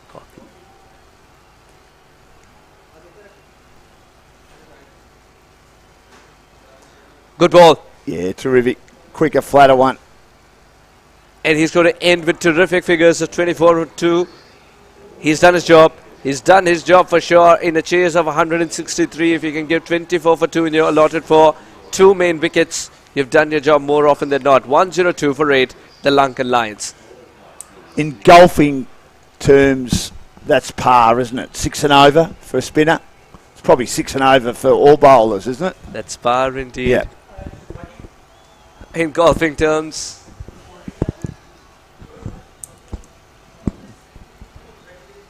In golfing terms, Lankan Lions want to see a birdie. Oh, they need an albatross or a few holes in one. Albatross. The problem is around their neck right now. Yeah, correct. Correct. Talking of the zoo. 8 for 104, 3 overs left. Manroop Singh, 2 for 9. Chandal and Ashwin at the crease, and that's a good delivery. Squeezed out on the onside. Pocket Rocket gets 1. That's Ashwin, and he's off the mark. So 58 needed off 17. It's been a really good performance by India, hasn't it? Oh, phenomenal. They've pinned the Lankan Lions to the mat and they've ensured that they stay down there because they're not giving them the breathing space required to go for the big shots. And now that phase has gone by. With 105 for 8, India are in control. And this man on your screen, he hasn't put a foot wrong today. Scoring those quick fire 20 odd in the first with the bat in hand in the first innings. Oh, and now what a ripper challenging that the bat. Oh. Challenging the batter after 2 important wickets that he's already picked up. Manroop Singh. Just hanging the bat out to dry then. Crandell. And wasn't far away from getting an edge. I think he was trying to work it away through the vacant slips cordon. When you see a waft of this kind, when the required rate is 21 and over, just tells you the quality of bowling that we're seeing. Oh.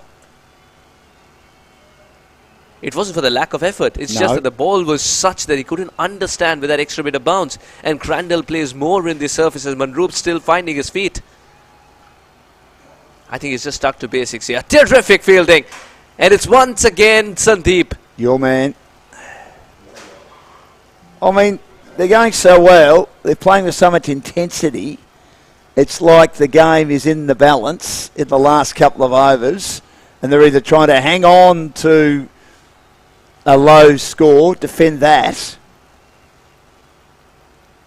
or they're stopping the opposition from going past a big score.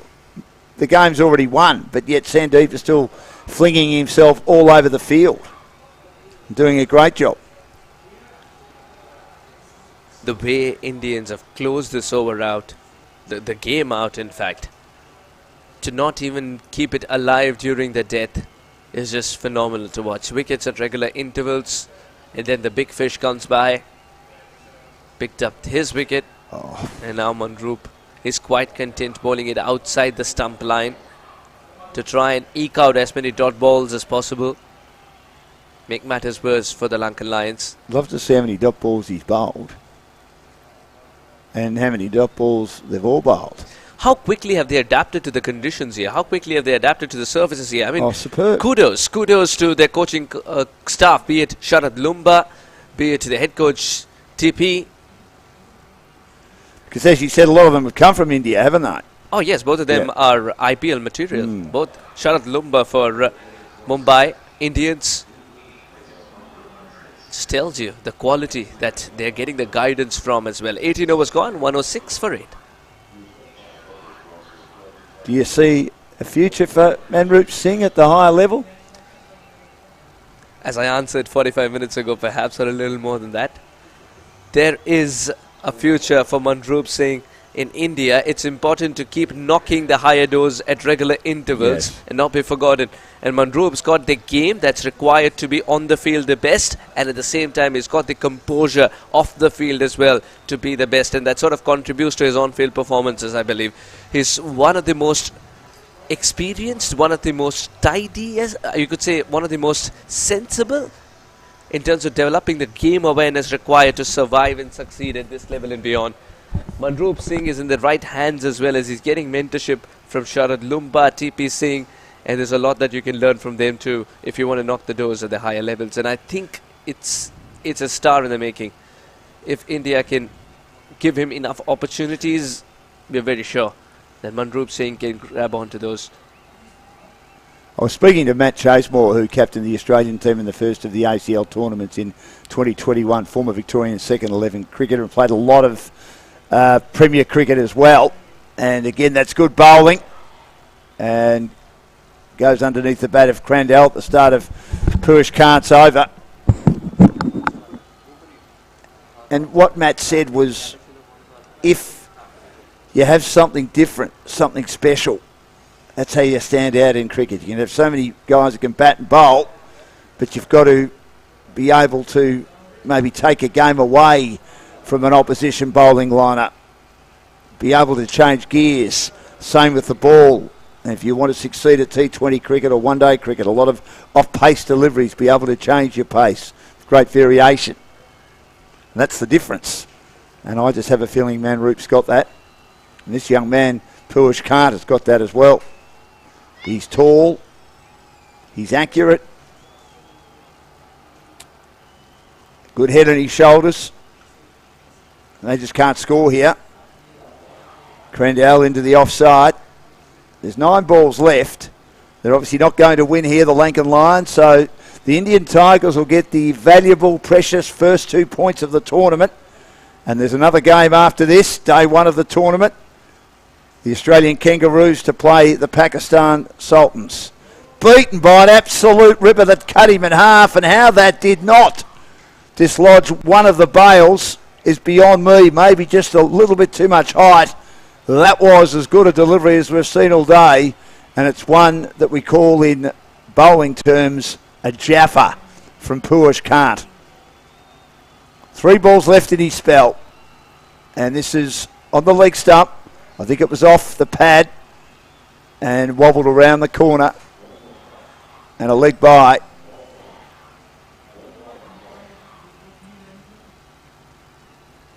Eight for 107.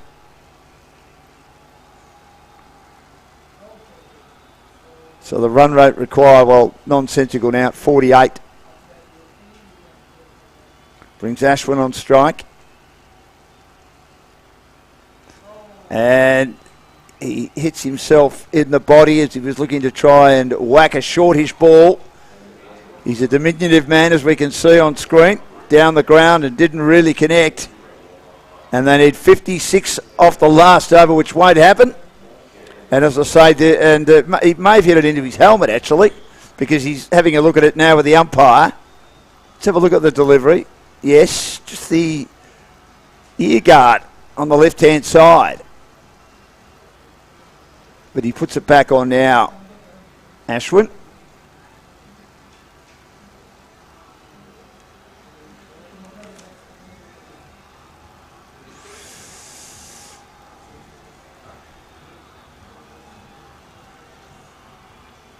And Crandell, he played for Narre South as a junior in the Dandenong District Cricket Association.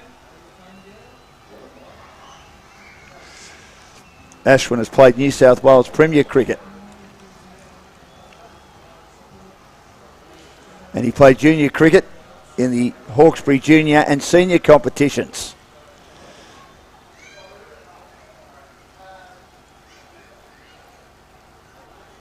So Crandell to face the last over.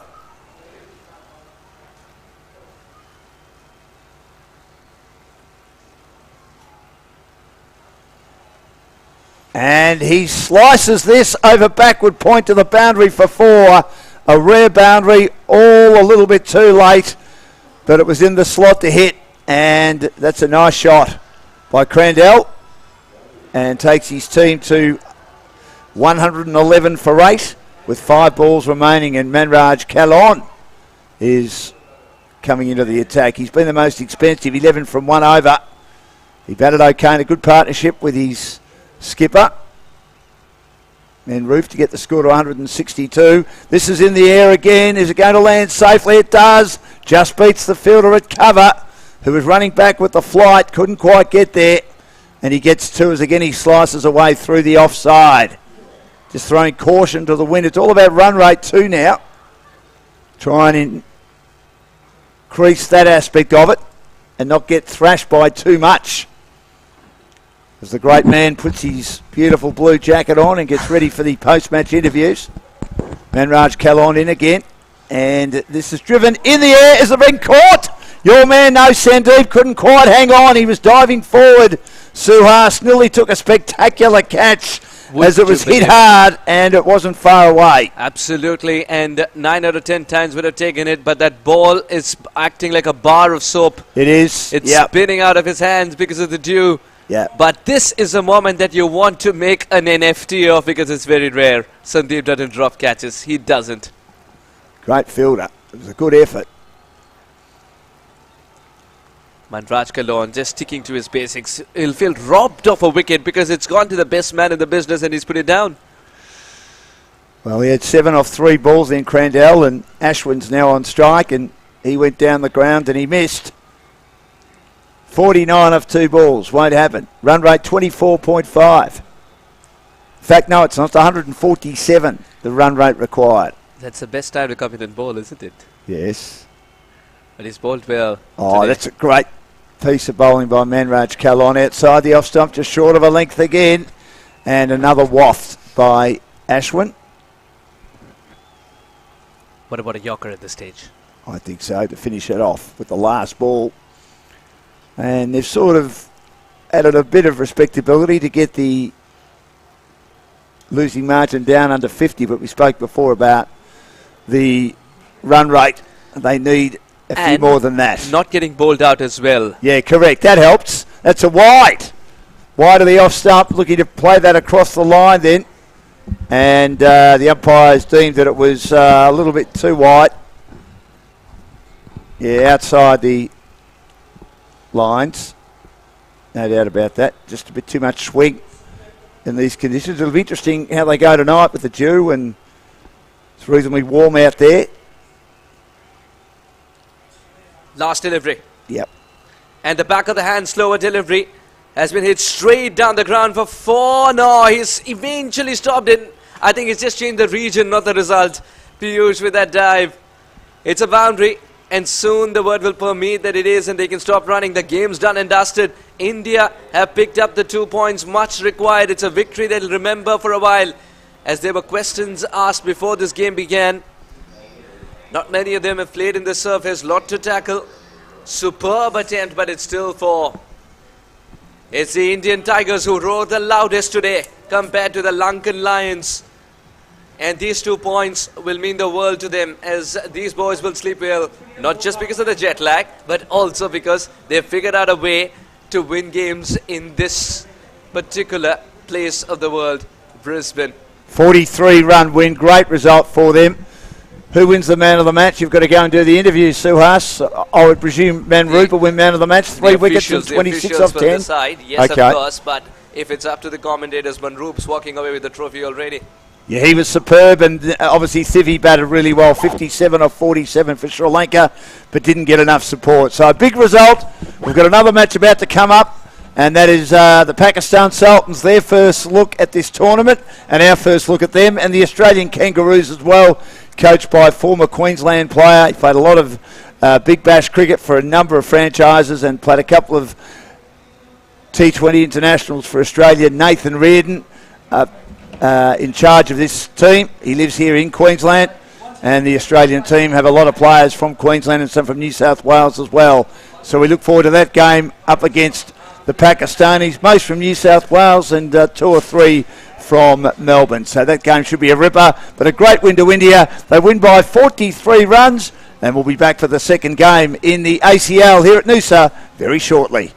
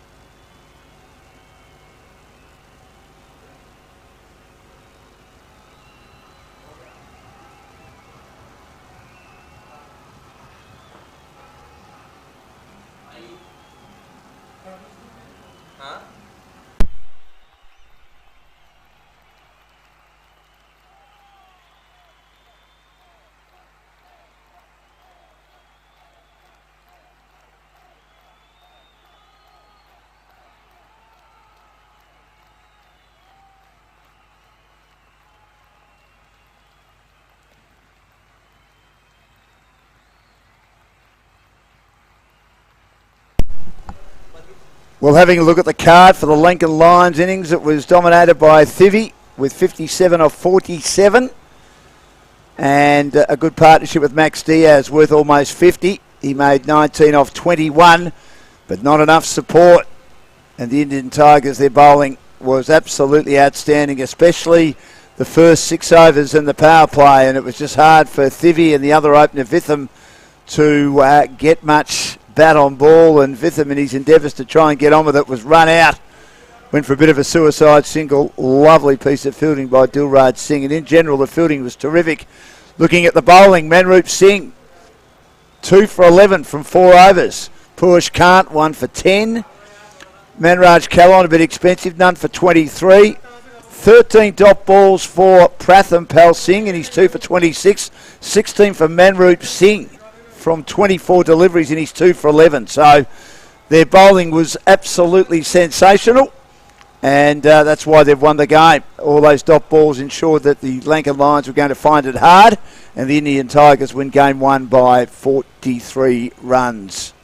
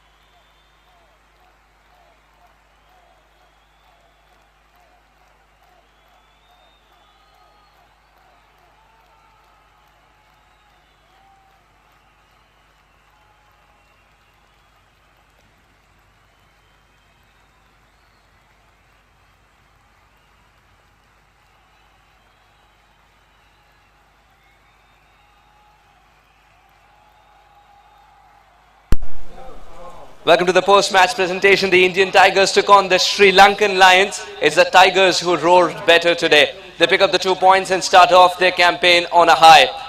Let's quickly have a chat with the captain who came second, Tivi. Hard luck, Tivi. But when you looked at 162 at the halfway stage, what was the mood in the camp at that time? I think we did a really good job to fight back after that power play, but I think at the end of the day what might have cost us was the no balls and extras.